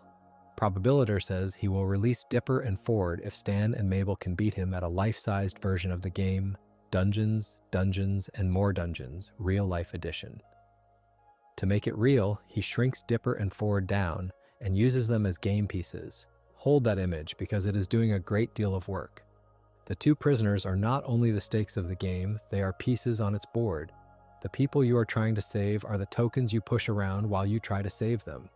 The series has taken a tabletop game, a thing built out of dice and imagination and rules, and folded a real threat inside it so that winning the game and rescuing the family become the same act performed at the same time. And the voice of this wizard, the one who bends probability and shrinks children into playing pieces, belongs to Weird Al Yankovic. It is a piece of casting that tells you exactly how seriously the series wants you to take him, which is to say, seriously enough to fear the brain-eating and lightly enough to enjoy the absurdity of the name. Probabilitor the Annoying is annoying by title, a villain whose menace is real and whose branding is a joke, and the performance holds both of those at once. What is worth drawing out now that both figures are in front of us is how alike they are in structure, and how completely unalike they are in everything else, and how neither of them is the scheming hireling of the rumor. Both the Hand Witch and Probabilitor the Annoying are single-episode characters, what television has long called the monster of the week. Neither reappears anywhere else across the show's 2 seasons. They arrive, they cause one contained crisis, they are resolved, and they are gone. In a series as devoted to its long arc as this one, a series where so many threats plant seeds that grow across dozens of episodes, these two are deliberately the opposite.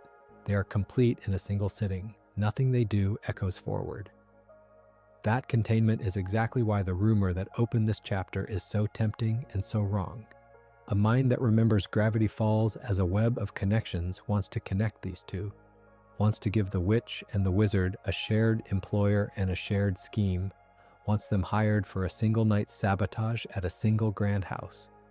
It is a more satisfying story. But the series did not tell that story. The witch belongs to a framed tale about theft and loneliness in that season's 6th episode. The wizard belongs to a basement accident and a life-size game in the 13th. The Northwest party, whatever happens there, happens without either of them. And there is something instructive in resisting the merge, in letting the two of them stay separate. The Hand Witch is a study in what a curse is really for, a punishment that turns out to be a plea, resolved not by force, but by making a frightening place a little kinder. Probabilitor is a study in stakes made literal, a game where the pieces are people you love and the winning is the saving. Bolted together into an invented conspiracy, both of them lose their point. The witch stops being lonely and becomes a hired hand. The wizard stops being an accident of spilled dice and becomes part of a plan. Kept apart, each keeps the small, strange thing it was built to say. They are two one-time creatures from 2 different nights of the series, and neither night is the night the rumor describes. One asks what it costs to be feared by everyone who comes near you. The other asks what it means to fight for someone while they sit shrunken on the board in front of you. Both questions are answered and closed within a single sitting, after which the series moves on and never returns to them, which is, in the end, the most honest thing about them. There is a version of Gravity Falls that lives mostly in the woods, in the caves and the bunkers, and the strange geometry of the forest floor. And then there is the version that lives in town, among people who know each other, who have crushes and grudges and histories that predate the summer the twins arrived. The 29th episode of the series, the one titled The Love God, belongs almost entirely to that second version. It aired on Disney XD on the 26th of November, 2014, written by Josh Weinstein and Alex Hirsch, directed by Sunil Hall, with storyboards by Sage Cotonio and Emmy Ciciarega. It is an episode about a music festival, a stolen potion, and a group of teenagers who fall apart and come back together over the course of a single day. And its monster, if you can call him that, is a cherub. Consider where it begins, not in the Mystery Shack, not in the forest, but in the Gravity Falls Cemetery. Dipper and Mabel are there, and so is Wendy. And with her, the rest of the older crowd, Robbie, Lee, Nate, Tambry, and Thompson. It is Wendy who explains that the annual Woodstick Music Festival has come to town, which is the sort of exposition the show usually hands to a sign or a chalkboard, but here gives to a person because this episode is going to care about people more than it cares about lore. A festival is coming. That is the shape of the day. And a cemetery is a curious place to announce it, a place of endings chosen as the doorway to a celebration. The reason for the cemetery becomes clear quickly enough. Robbie is there because he is mourning, and he is mourning because Wendy has broken up with him. This is a small detail delivered almost as a joke, a boy grieving a relationship among actual graves. But it sets the emotional weather of the entire episode. Somebody has been left. Somebody is sad in a public place, in front of his friends, in a way that is uncomfortable to watch and easy to want to fix. Notice what that does to the person watching who happens to be a matchmaker at heart. Mabel sees a problem. Mabel is constitutionally incapable of seeing a sad person and not reaching for a solution. And the solution she reaches for is not a kind word or a distraction. It is a love potion. And she steals it from the real love god so that she can play matchmaker and pair Robbie with Tambry. That is the mechanism of the whole plot, compressed into a single decision.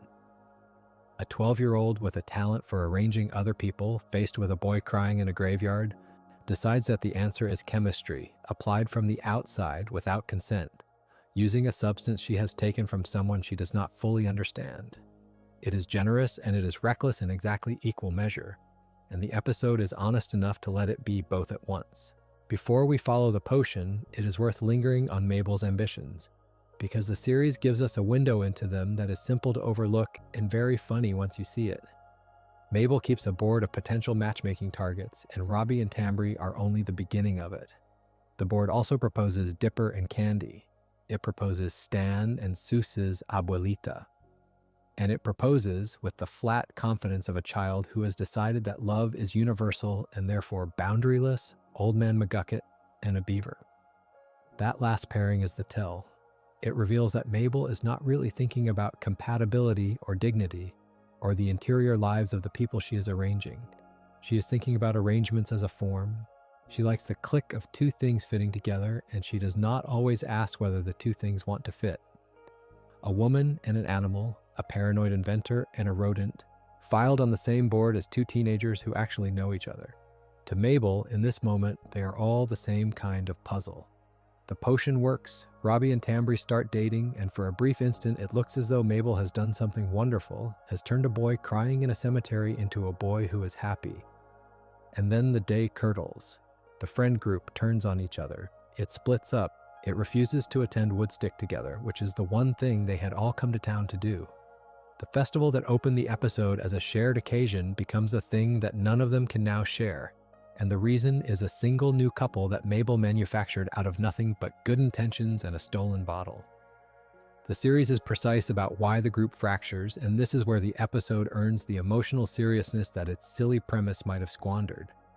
Wendy is upset, but not vaguely. She is upset specifically because Tambry, her friend, is now dating Robbie, her ex-boyfriend. Sit with the exact geometry of that. It is not jealousy over Robbie, whom Wendy chose to leave. It is the particular ache of watching a friend cross into territory you have just vacated, a feeling that a private history has been overwritten. There is an unspoken rule being broken, and the fact that it was broken by a magic potion rather than by Tambry's own heart does not make it hurt any less because Wendy does not know about the potion.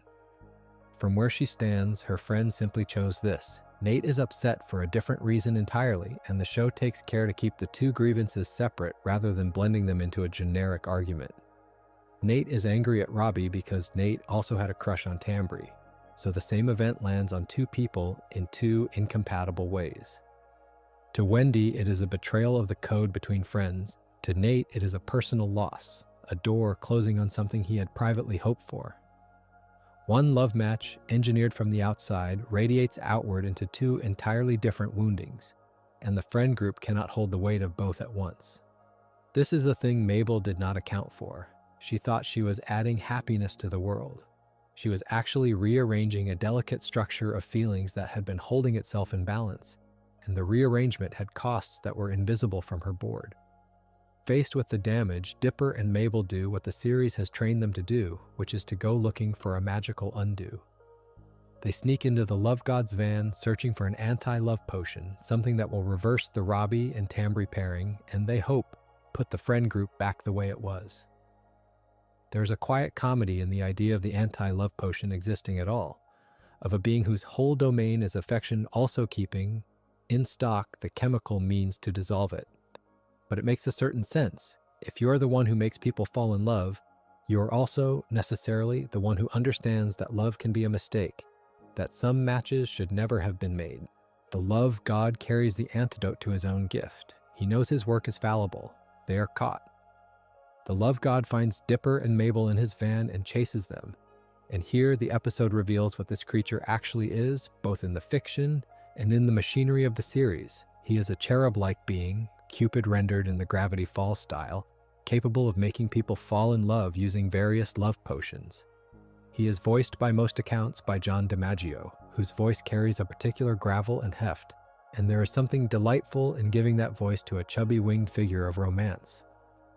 The casting is a small joke in itself. The god of love does not sound sweet. He sounds like a large man who has been doing a difficult job for many years. And the show tells us that the job has, in fact, become difficult, in one of the series' cleverest pieces of world building in the episode. In-universe, the love god has taken up a side career as a musician. The reason he gives, in effect, is that the internet now does much of his matchmaking work for him, that the ancient labor of standing between two people and firing an arrow has been automated, outsourced to algorithms and profiles, and the endless machinery of online connection. So he performs at Woodstock instead. This is why he is in town at all. The festival that opened the episode is not incidental to him. It is his new livelihood, the second act of a deity made partly obsolete by technology. Think about what that does to the whole episode. The monster of the week is not an ancient horror or a hostile intelligence.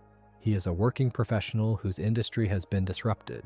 He has watched his ancient purpose eroded by the internet, and rather than raging against it, he has diversified, picked up an instrument, found a stage. There is something almost tender in it, and something very modern. The series is smuggling in a small observation about the way technology has changed even the oldest human transactions. The way falling in love has become, for many people, a matter of screens rather than of chance encounters and mutual friends and boys crying in cemeteries. The love god is a casualty of that shift, and he has adapted the way people adapt by becoming something adjacent to what he used to be. But at this point in the episode, he is still a god being robbed by two children, and so he chases them, and the chase needs an ending. The ending arrives from a completely different corner of the story, from a subplot that has been running alongside the main one. Stan and Seuss have been building a hot air balloon intended for the Woodstock Festival. It is the kind of project that exists in these episodes as a low, warm hum in the background, two characters absorbed in a scheme of their own while the real drama happens elsewhere. And then the two threads collide, literally. The love god's chase ends when he is struck by Stan and Seuss's hot air balloon. This is a very Gravity Falls resolution, and it deserves a moment of appreciation for how it works structurally. The crisis of the main plot is solved not by the cleverness of the protagonists, but by the accidental intersection of the B plot. Stan and Seuss have no idea they are rescuing anyone. They are just flying a balloon they built, and it happens to hit the pursuing deity at exactly the right moment. The series loves this kind of construction, the sense that its world is a single, connected machine where a project undertaken for its own sake in one corner reaches across and resolves a chase in another. It rewards the viewer who has been paying attention to this seemingly pointless subplot, because the seemingly pointless subplot turns out to be the hand of Providence. After being hit by the balloon, the love god simply gives up. He lets Dipper and Mabel keep the anti-love potion. And this is where his particular character pays off, because his surrender is not a defeat in the usual sense. He is not vanquished. He does not swear revenge. He is a tired professional who has been struck by a hot air balloon during what was supposed to be a music gig, and he decides that this fight is not worth having, that these children can keep the little bottle if it means this much to them. His retirement from the chase mirrors his retirement from his ancient trade. Twice now he has met a situation that no longer serves him and chosen with a shrug to let it go. The god of love is, above all, a man who knows when to stop pushing. The anti-love potion does its work, and by the episode's end, the friend group reconciles and reunites as a group. They come back together. The festival that they had refused to attend as a group becomes, once more, a thing they can share, which restores the promise the opening scene made in the cemetery. The day that began with a boy mourning at a graveside ends with the whole group whole again, which is the shape of comedy in its oldest sense, a movement from separation toward reunion, from a broken circle toward a mended one. The potion caused the fracture, and the potion, in its opposite form, heals it, and there is a neat, almost mathematical symmetry to that. But the show does not let Mabel off cleanly, and this is the detail that lifts the episode above a simple lesson about meddling. Mabel admits to Dipper that part of her motive for matchmaking Robbie and Tambry was to show off her own matchmaking skills. This is the confession that reframes everything that came before. She had told herself, and perhaps half believed, that she was doing it out of kindness to cheer up a sad boy. But underneath the kindness was something more self-regarding. She wanted to be seen as good at this.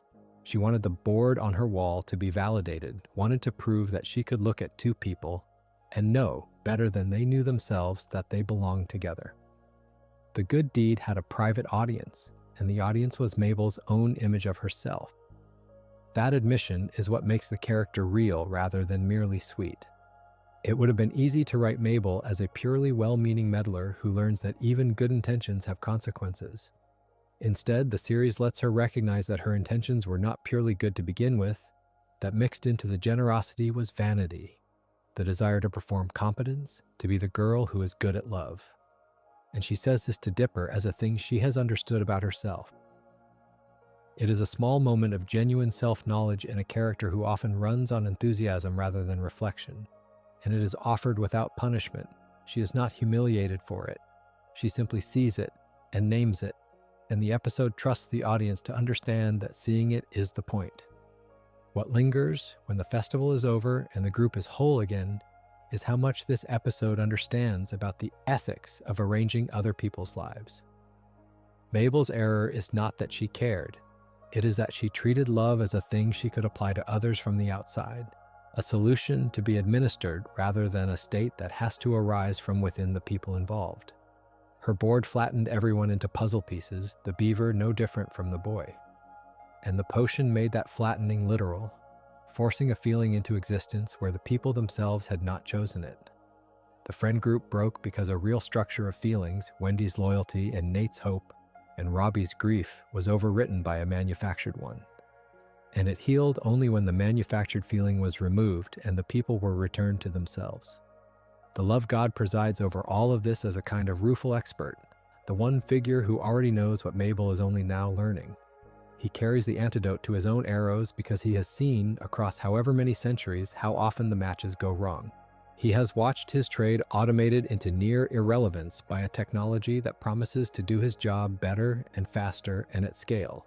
And he has responded not with bitterness, but by picking up an instrument and playing at a festival in a small Oregon town.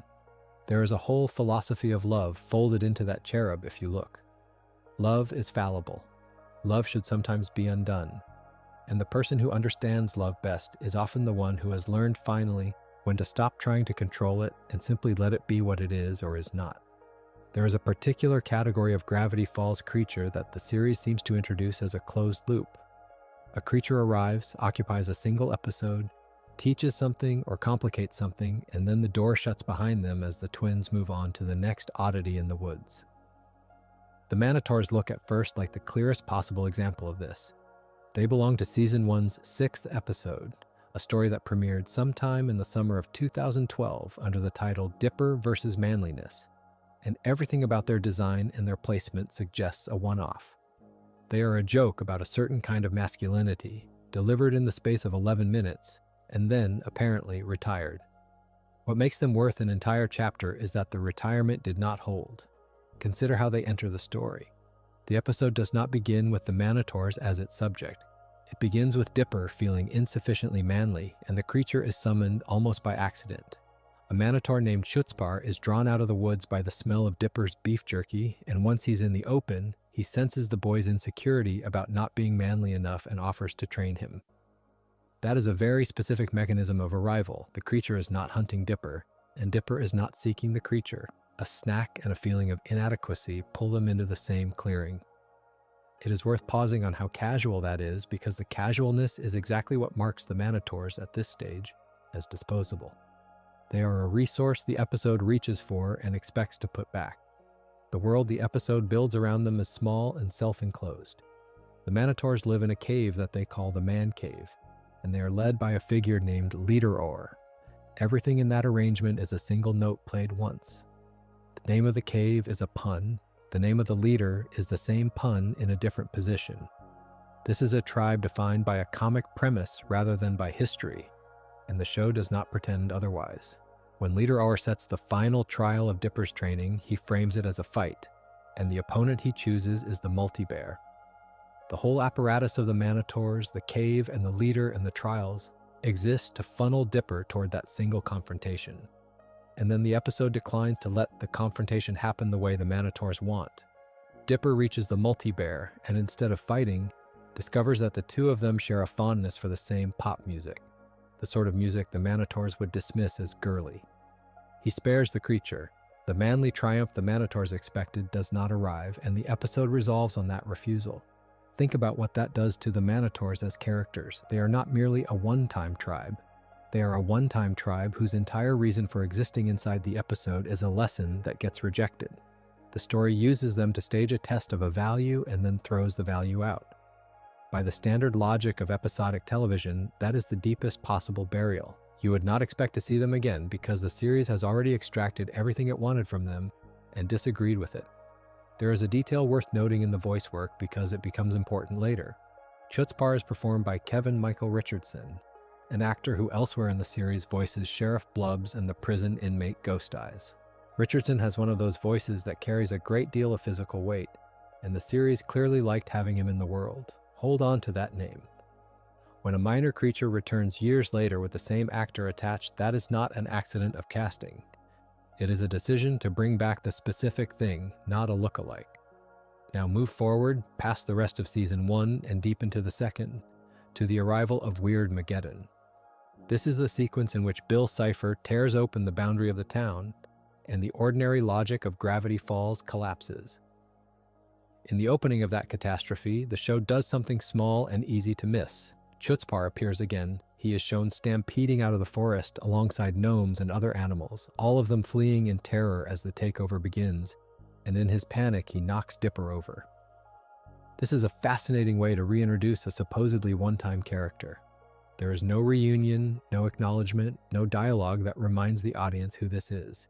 He is simply part of the flood of creatures running for their lives, and the collision with Dipper is played as chaos rather than as callback. If you did not recognize the design, you might not register that anyone had returned at all. But the return is deliberate, and it deepens. By the finale, the episode titled Weird Mageddon 3, the Manotaurs are no longer background debris in a stampede.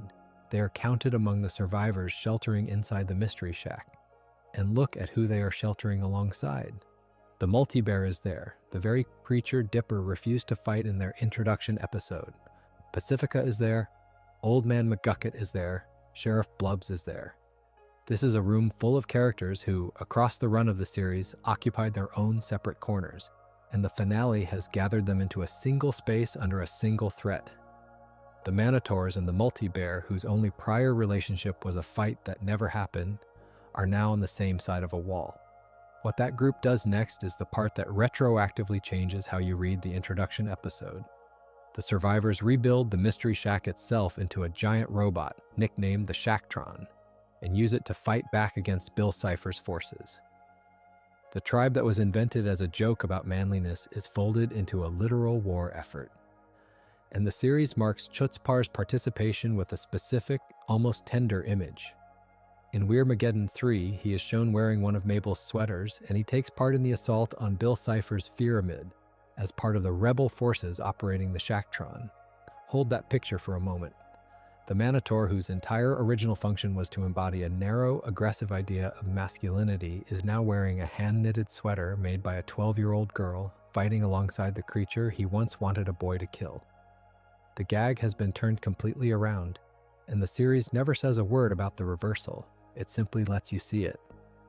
The Multi-Bear's role in the finale carries the same quiet weight. He returns too, and he helps operate the Shacktron's periscope systems. Remember what the Multi-Bear was in the first season? He was the endpoint of the Manotaur's logic, the thing Dipper was supposed to destroy to prove himself, and the thing Dipper spared because they liked the same music. To place him inside the same machine as the Manotaurs, both of them crewing a robot built out of the family's tourist trap, is to close a circle that the introduction episode left deliberately open. The creature that was meant to be a casualty of manliness and the tribe that preached manliness are now colleagues at a periscope. It would be easy to treat all of this as fan service, a warm nod to viewers who remembered a minor episode. But there is something more structurally interesting underneath it, and it is the reason this chapter exists inside a study of one-time creatures. The Manotaurs are a case study in what one-time almost meant. Everything about their construction said disposable. A pun-based tribe, a single self-contained cave, a leader who exists only to name a trial. A moral premise the episode itself rejects. If any creature in the series was built to be used once and discarded, it was this one. And yet the finale reaches back, past every one of those signals, and pulls them into the largest event the show ever staged. The confirmation that this is the same character and not a new one is not a matter of interpretation. By most accounts, the same performer, Kevin Michael Richardson, returns to voice Chutzpar again, the same actor from the Season 1 introduction, which suggests the production intended the specific creature to return rather than a fresh Manotaur wearing the same design. That distinction is the whole point. There is a difference between a show that reuses a creature type because it is convenient and a show that brings back a particular individual with his original voice intact. The first is set dressing, the second is memory.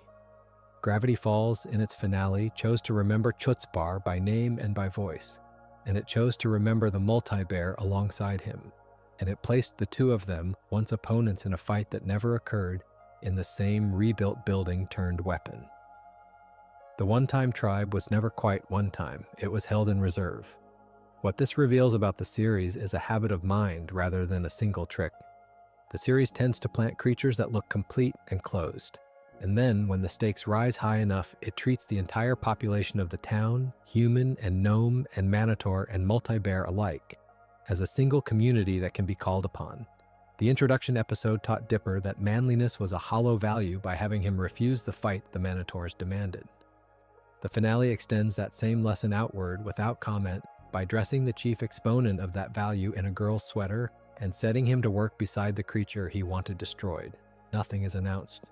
The reversal simply sits there in the frame for anyone who remembers where these creatures started, which is about all a supposedly disposable character can be given. A first appearance that seemed to end them, and a final one that reveals the series was keeping them the whole time. Some monsters frighten us not because of what they can do to our bodies, but because of what they can do to our certainty. The shapeshifter is that kind of monster. In Stanford Pines' bunker research notes, it carries no name at all, only a designation, experiment number 210, the language of a scientist who has decided that the thing in front of him is data rather than a creature.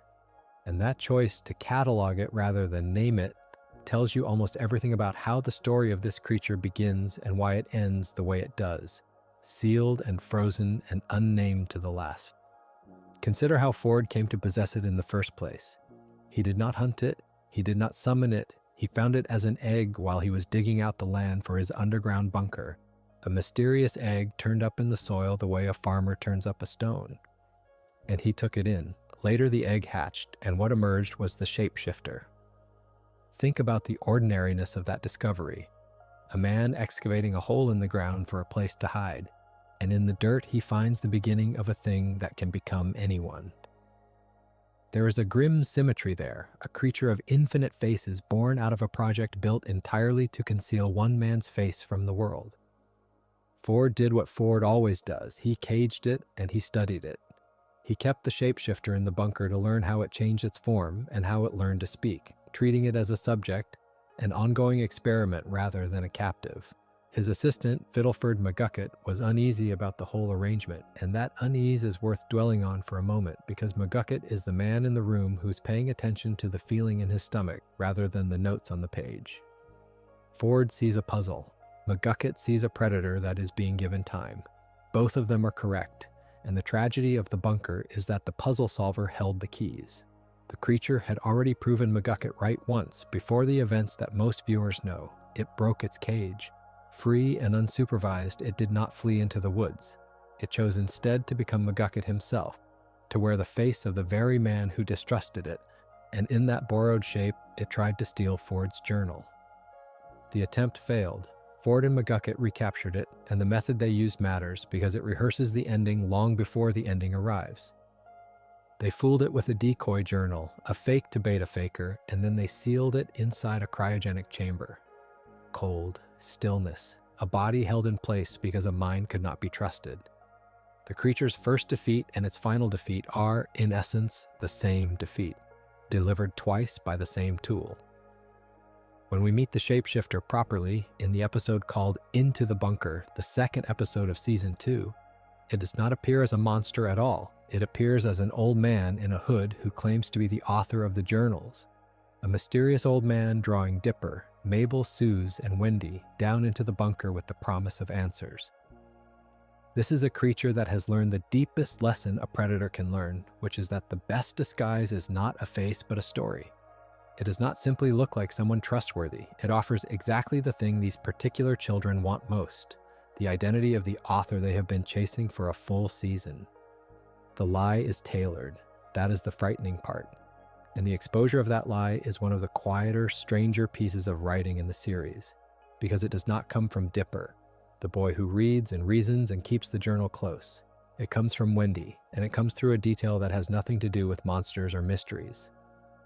Wendy recognizes that the hooded figure's face is identical to the mascot printed on a brand of canned beans.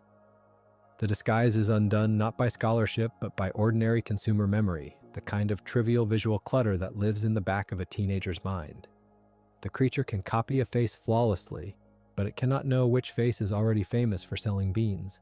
It has the skill of imitation and none of the context that would make imitation safe. Forced by this, it drops the mask and we finally see it. What we see is deliberately hard to hold in the eye.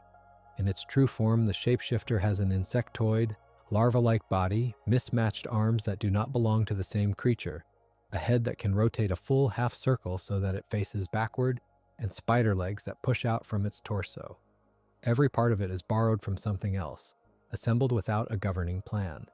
This is the honest self of a thing whose whole existence is dishonesty. When it is not pretending to be anyone, it is a collage, a body that looks like a rough draft of several animals at once. The design is telling you what the creature is. It has no true shape of its own, only the leftover pieces of every shape it has ever considered wearing. There is a moment in the confrontation that I find more unsettling than any of its outright attacks, and it is the moment the creature cannot decide. Faced with Dipper and Mabel, unable to choose which of the twins to copy, it copies both, merging them into a single double-headed monstrosity. Pause on what that reveals. Indecision in this creature is not hesitation, it is deformation. A normal mind that cannot choose simply waits. This thing that cannot choose fuses its options into something that should not exist, two children pressed into one wrong body. It suggests a creature without a center, without a self that could stand behind a decision and say, this one, not that one. It is all surface, and when two surfaces compete, the surface simply doubles. The climax turns on the creature's oldest trick, the theft of a trusted face, and this time it reaches for Wendy. It impersonates her to try to convince Dipper to hand over Journal 3, the object it has wanted from the very beginning, the same object it once tried to take while wearing McGucket. And here the episode gives Dipper the answer to the problem the whole creature represents. The problem is epistemic. How do you know who is real when anyone can look like anyone? Dipper does not solve it by looking harder. He solves it by asking the real Wendy for a signal, a piece of shared understanding that exists between the two of them and cannot be copied because the creature was never inside it. The real Wendy zips her lips shut. It is a private gesture, a small agreement between two people, and it is precisely the thing a mimic cannot fake because faking it would require having been there when the meaning was made. The lesson is gentle and quite profound. Identity is not a face. It is a history you share with someone. The creature can steal the face and never touch the history. Certain now, Dipper strikes the disguised creature with Wendy's axe, and the two of them push it into a cryogenic stasis tube, and it freezes solid. The weapon is hers and the plan is theirs together, which is fitting for a creature that was beaten by a bond it could not enter.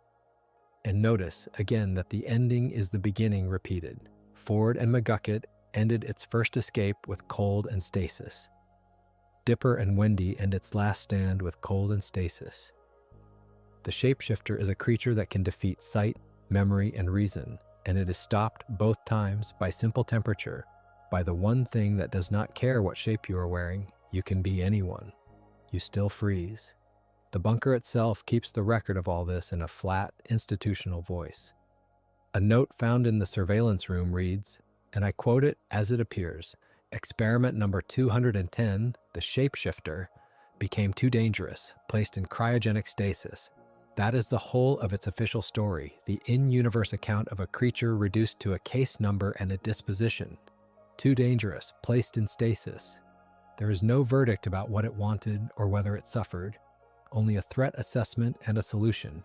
McGucket's early unease has become policy, printed and posted on a wall, and Ford's original decision to treat the thing as data rather than a life is completed by that note. It was cataloged at birth, and it is cataloged at its end. What makes the fate utterly final and deeply strange is the form it is frozen in. The Gravity Falls Wiki records the creature's last on-screen status as frozen in cryogenic storage inside the sealed bunker, still wearing the shape of Dipper Pines. Hold that image. Somewhere under the ground in Gravity Falls, in a bunker no one is meant to enter again, there is a block of cold holding a monster that stopped forever in the middle of pretending to be a 12-year-old boy. It did not get to return to its own collage of a body. Its last act of shapeshifting became permanent. A creature defined entirely by change is preserved at the exact instant it was someone else, and it will stay that way, a false Dipper standing in the dark, for as long as the ice holds. That is a much lonelier ending than a death. Death would at least be a conclusion. This is suspension, an unfinished lie kept frozen mid-sentence. I want to say something about the voice because it deepens all of this in a way that many viewers will pass over. The mysterious old man, and therefore the shapeshifter in that scene, was voiced by Mark Hamill, credited on the record simply as Mysterious Old Man. Hamill is, of course, one of the best-known voices in the history of voiced villainy, an actor whose entire late career has been built on hiding behind sounds, on being unrecognizable inside familiar characters. Casting him as a creature whose whole nature is disguise is a quiet joke and a serious choice at once. The audience hears a performer famous for having no fixed face, playing a creature that has no fixed face, credited under a name that is itself a disguise. The layers fold neatly into each other. Even the making of the episode participates in the theme. Into the Bunker aired on Disney XD in the early days of August 2014, and for a program aimed in large part at children, it left one of its monsters in a remarkably bleak condition. The shapeshifter is never freed. It is never redeemed. It does not escape in a later episode to trouble the twins again. It is simply left there, frozen in a boy's stolen shape, its story closed by a locked door and a drop in temperature. The show that so often finds warmth in its strangest creatures declines to find any here. And I think that restraint is correct. Some things that can become anyone should be trusted to be no one, and the kindest place for a creature made entirely of borrowed faces may be the one place where it can finally borrow nothing at all. Cold, silent, wearing the last face it took, waiting in a bunker for an ending that the story has decided will never come. Some characters a story invents not to develop but to populate. When Bill Cipher returns to Gravity Falls in the 18th episode of Season 2, the one simply titled Weird Mageddon, he does not arrive alone. He comes to take down the Pines family, and he brings with him a group of interdimensional monster allies, the kind of company a being like Bill would keep. The series calls them collectively his friends, and there is already something worth pausing over in that word because by the end, everything about that friendship will turn out to be hollow. But we are getting ahead. In this first hour, they are simply a crowd of impossible shapes pouring into a small Oregon town, and the series gives them a nickname that has stuck ever since. The Henchmaniacs. The roster is larger than most viewers remember. There is Kryptos, there is Teeth, there is Xanthar, whose name is sometimes spelled with a Z. There is the Amorphous Shape, and Piranha, and Hectorgon, and 8-Ball, and Keyhole, and Patsy Fire, and drifting somewhere at the edges, an unnamed creature shaped like a lava lamp. They are Bill's inner circle, the beings he chose to bring across into our dimension when he finally forced the door open.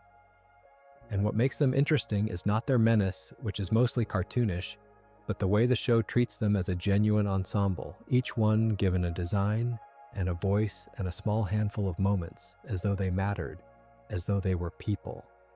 The gap between how much care went into building them and how little they turn out to care about anything, including their own master, is the quiet joke that runs underneath this whole chapter. Consider Xanthar first, because Xanthar is the strangest of them, and the strangest things reward attention. Its body resembles a loaf of sliced bread, not metaphorically, not loosely, but a loaf of sliced bread standing upright on 4 gorilla-like limbs. It has no head.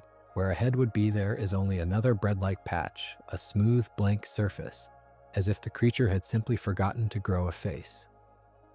Small trees and moss sprout from its back, the way lichen grows on something that has stood still for ages. And on top of all of this, absurdly, it wears a party hat. Think about the choices packed into that single design. A being old enough to have forests growing on it, ancient enough to have lost its face to time, and someone has put a party hat on it. That is the tone of the whole villain crew in a single image, monstrous and ridiculous at once, terrifying and completely unserious. Xanthar's fate arrives in the 20th episode, Weird Mageddon, Part 3, subtitled Take Back the Falls. This is the finale, the hour that centers on Ford discovering Bill's true motives, on a last confrontation, and on the Pines family's ultimate fate and their greatest sacrifice. But before any of that, there is a battle, and the battle is where most of the henchmaniacs meet their ends. The survivors of the Mystery Shack have built a mech, a great mechanical figure assembled out of the shack itself, called the Shacktron, and they drive it toward Bill's fortress. Bill orders his allies to grow to giant size and fight it. Xanthar charges. It rams the giant machine head first, or rather rams it with the blank patch where a head should be, and the mech simply throws it. Xanthar sails into the mountains and is gone, and all that remains, resting on the ground where the creature stood, is the party hat. There is a kind of grim comedy in that shot, the hat left behind like the last trace of a guest who has left a party badly. The series lets it sit there without comment, and the silence does the work. Teeth is a simpler creation, and simpler in a way that is almost pure. Teeth is a giant set of teeth. That is the whole of it, a huge mouthful of teeth with stout little arms and stout little legs, waddling through the chaos. The voice belongs to Andy Merrill, and the fact that anyone was hired to voice a walking set of teeth tells you how seriously the production took even its most disposable ideas. There is no deeper reading of teeth to reach for, and that is the point. Some of these creatures are jokes about shape, jokes about the sheer freedom of an animated apocalypse, where a mouth can grow legs and join an army. The amorphous shape asks for a slightly different eye. It resembles an unfolded floating Rubik's Cube, a lattice of contorted colored squares hanging in the air. and several of those squares have eyes set into them, watching. Among the henchmaniacs, the character is coded female, one of the few in the group given even that much of an identity. There is something deeply unsettling in the design that the more obviously monstrous members lack, because a set of teeth or a hexagon with a mustache reads as a cartoon, while a geometric object that should not be alive, drifting and dense with eyes, sits closer to the uncanny. It is the difference between a monster that wants to eat you and a monster that simply should not exist. The amorphous shape belongs to the second kind. Pyronica gives us our first real thread back into the world outside the series, the world of the people who made it. She appears across all 3 Weirdmageddon episodes, one of the more constant presences in Bill's crew, and she is voiced by the actress Danielle Fishel. For a certain generation, that name carries an entire childhood with it, because Fishel was Topanga Lawrence on Boy Meets World, one of the defining sitcom roles of the 1990s. There is a soft irony in that casting. The actress who played the earnest, brilliant, deeply good-hearted girlfriend of a beloved family sitcom lends her voice to a flaming demon in the service of the apocalypse. Gravity Falls did a great deal of this, reaching into the comfortable television of its creator's youth and repurposing those familiar voices for the strange and the sinister. And Pyronica is one of the clearest examples. Hectorgon rewards the kind of attention this crew is usually not given, because his design has a history. He is a red, hexagonal being, 6-sided with arms and gold lips and a black mustache and a bowler hat perched on top. The very image of a certain old-fashioned dandy translated into geometry. His name is a pun, a small collision of the name Hector with the shape hexagon, and once you hear it, you cannot unhear it. What is less known is that he was not always a hexagon. By some fan accounts, he was not originally a hexagon at all, said to have started as an armless octagon before being reworked into the 6-sided, arm-waving character who reached the screen. That kind of revision is ordinary in animation, the slow settling of a design into its final form. But it is pleasant to know because it means someone sat and thought carefully about how many sides a background demon should have, and whether he deserved arms. And Hectorgon carries a second thread back into the real world, one that matters more than his shape.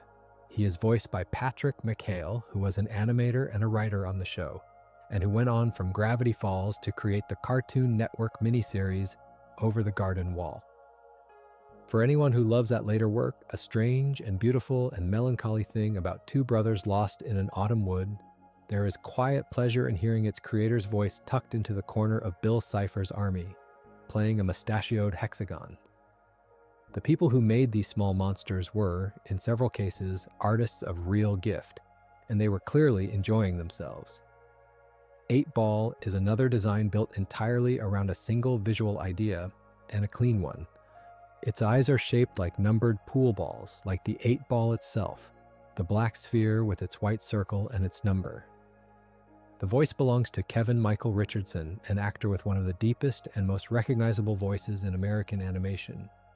The sort of voice that has anchored countless cartoons, and here it is spent on a creature defined by its billiard ball eyes.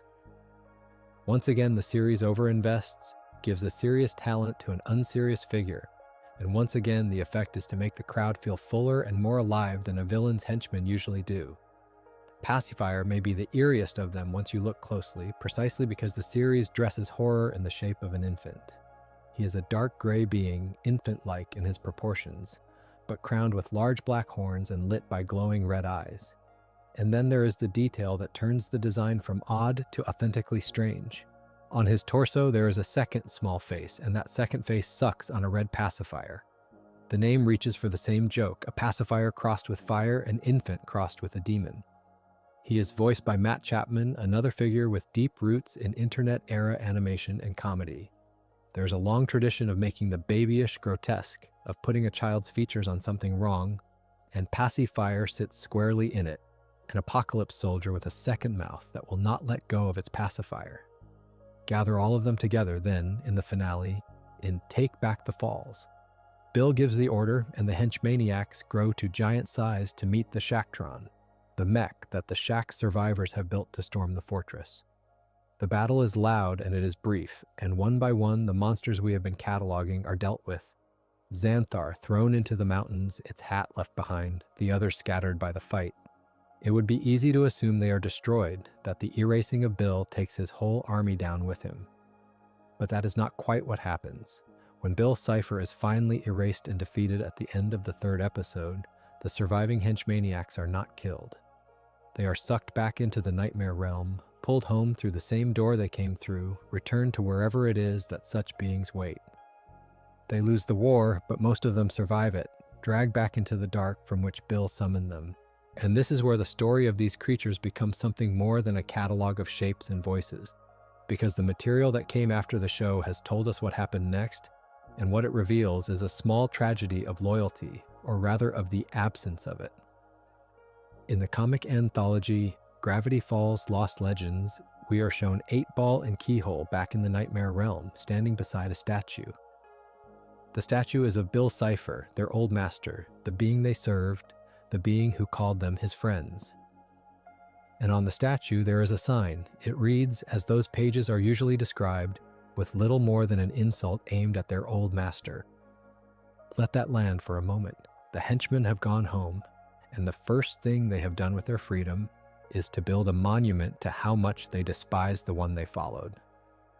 The book published in 2022, called The Book of Bill, completes the picture from the other direction, from Bill's own point of view. In it, Bill expresses irritation that the henchmaniacs never bothered to break him out of the place he was being held, a facility called the Theraprism. He is annoyed. He had expected, on some level, that they would come for him, that the friendship meant something, that his crew would move to free their leader. They did not. They never bothered. And his irritation, read against that statue with its sign, tells you everything about the nature of the bond that held Bill's court together. It was never friendship. It was proximity and fear and convenience, and the moment the fear was gone, so was any trace of the loyalty. Now consider the crowd we have just walked through, the bread loaf with the party hat, the walking teeth, the eyed cube, the mustachioed hexagon, the billiard-eyed brute, the horned infant with its pacifier. The series built them with real care, gave them designs that had been revised and reconsidered, hired accomplished actors to voice them, treated them as an ensemble worthy of the name. And the story it tells about them, gently, across the finale and the books that followed, is that they were an ensemble of the unbonded, a group with no real center, a set of monsters gathered around a monster none of them liked. They did not fall with Bill because they were never truly his. They returned to the dark, put up a sign, and got on with resenting him.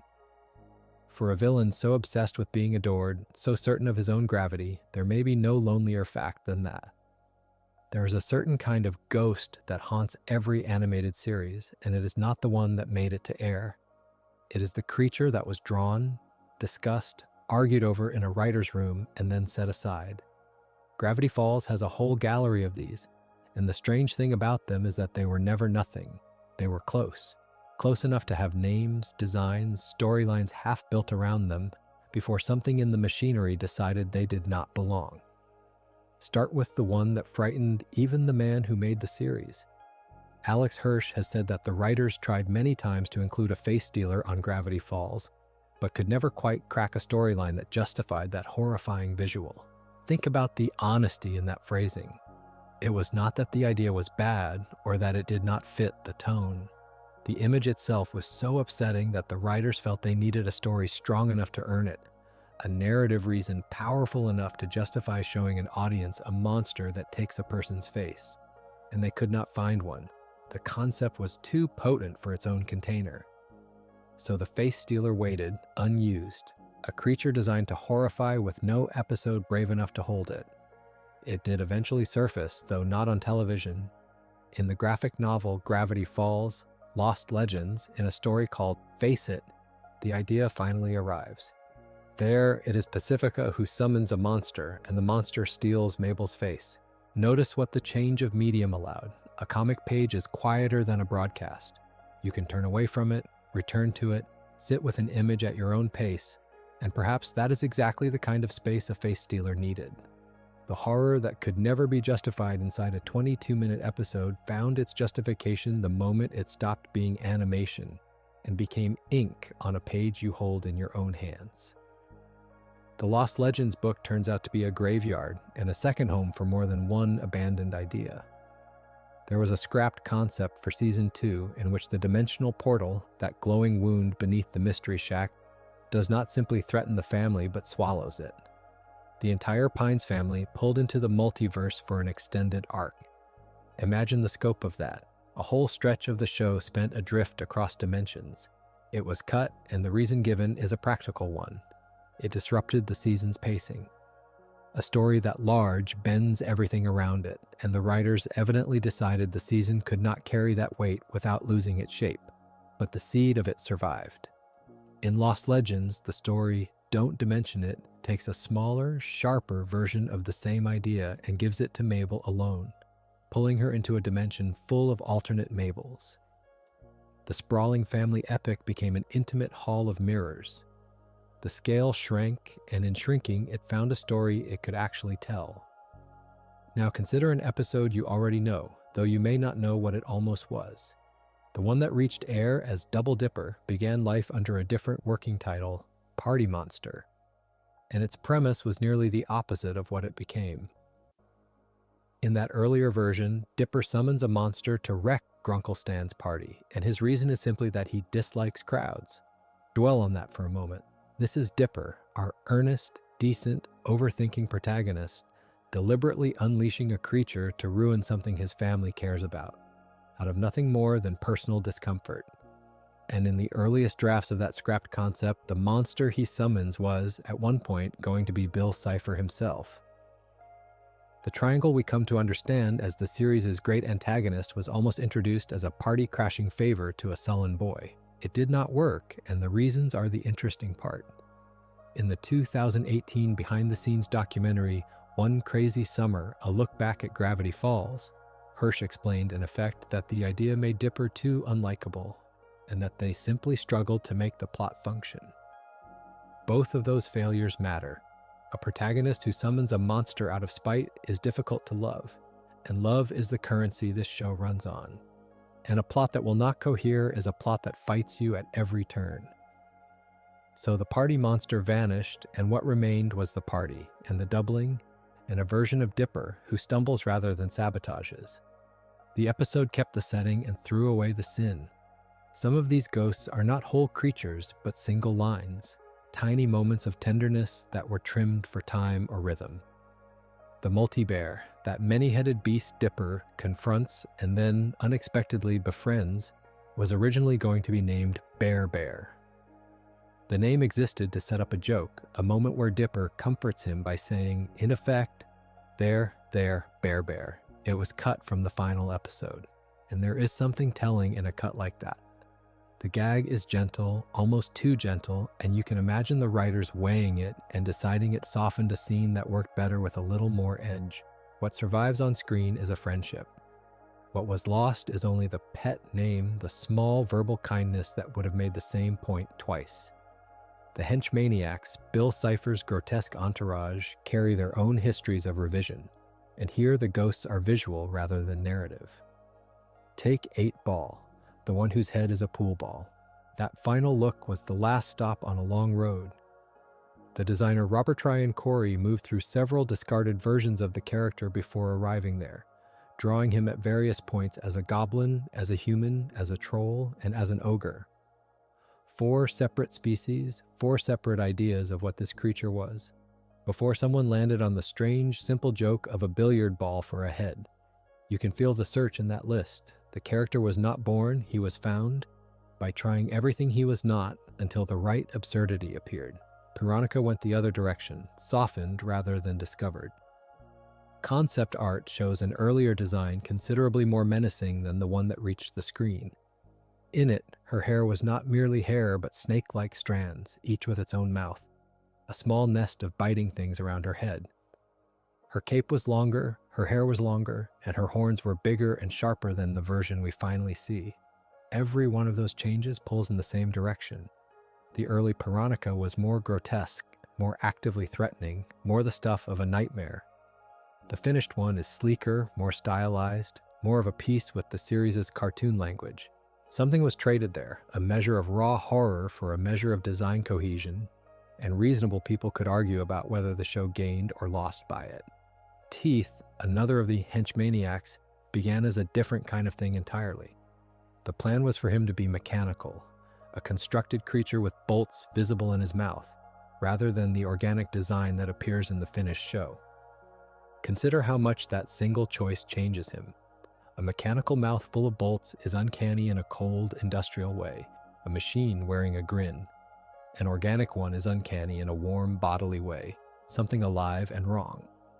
The series chose flesh over metal, and in doing so chose a horror that feels closer, more animal, less like a device and more like a creature that could actually want to bite you.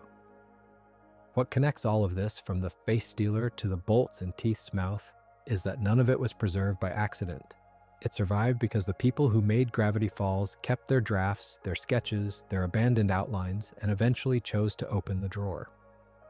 Disney has announced a book called The Art of Gravity Falls, a substantial collection assembled by Alex Hirsch and Rob Renzetti, expected to arrive before too long.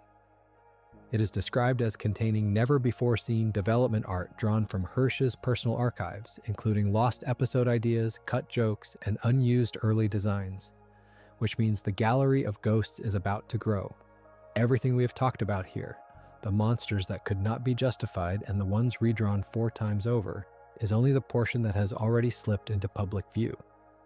The rest of it has been sitting in an archive this whole time, waiting, the way the face stealer waited for a container finally large enough to hold it. And so the pattern holds across every corner of the series. A creature appears, does its strange work, and then the world simply moves on without it. The gnomes, the Gremloblin, the Summerween trickster, the shapeshifter frozen in the bunker, the many small horrors and wonders that pass through Gravity Falls each carry the same quiet truth.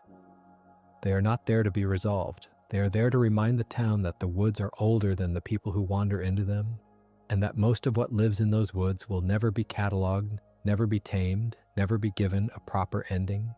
Consider what that means for a place built on secrets. The journals could only hold so much. Ford could only chase so far.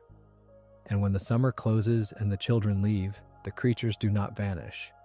They stay tucked into the tree line and the lake bed and the crawl spaces beneath the town, waiting for the next person curious enough to look. That is the strange gift of a one-time creature. It gives you a single moment, complete in itself, and then it lets you go. Picture the forest at dusk after all of it. The lamps of the town flicker on below, small and warm, and above the ridgeline the trees stand dark and unbothered, holding everything they were never asked to explain. If you enjoyed this video essay, make sure to subscribe. Thanks for watching, and I will see you in the next.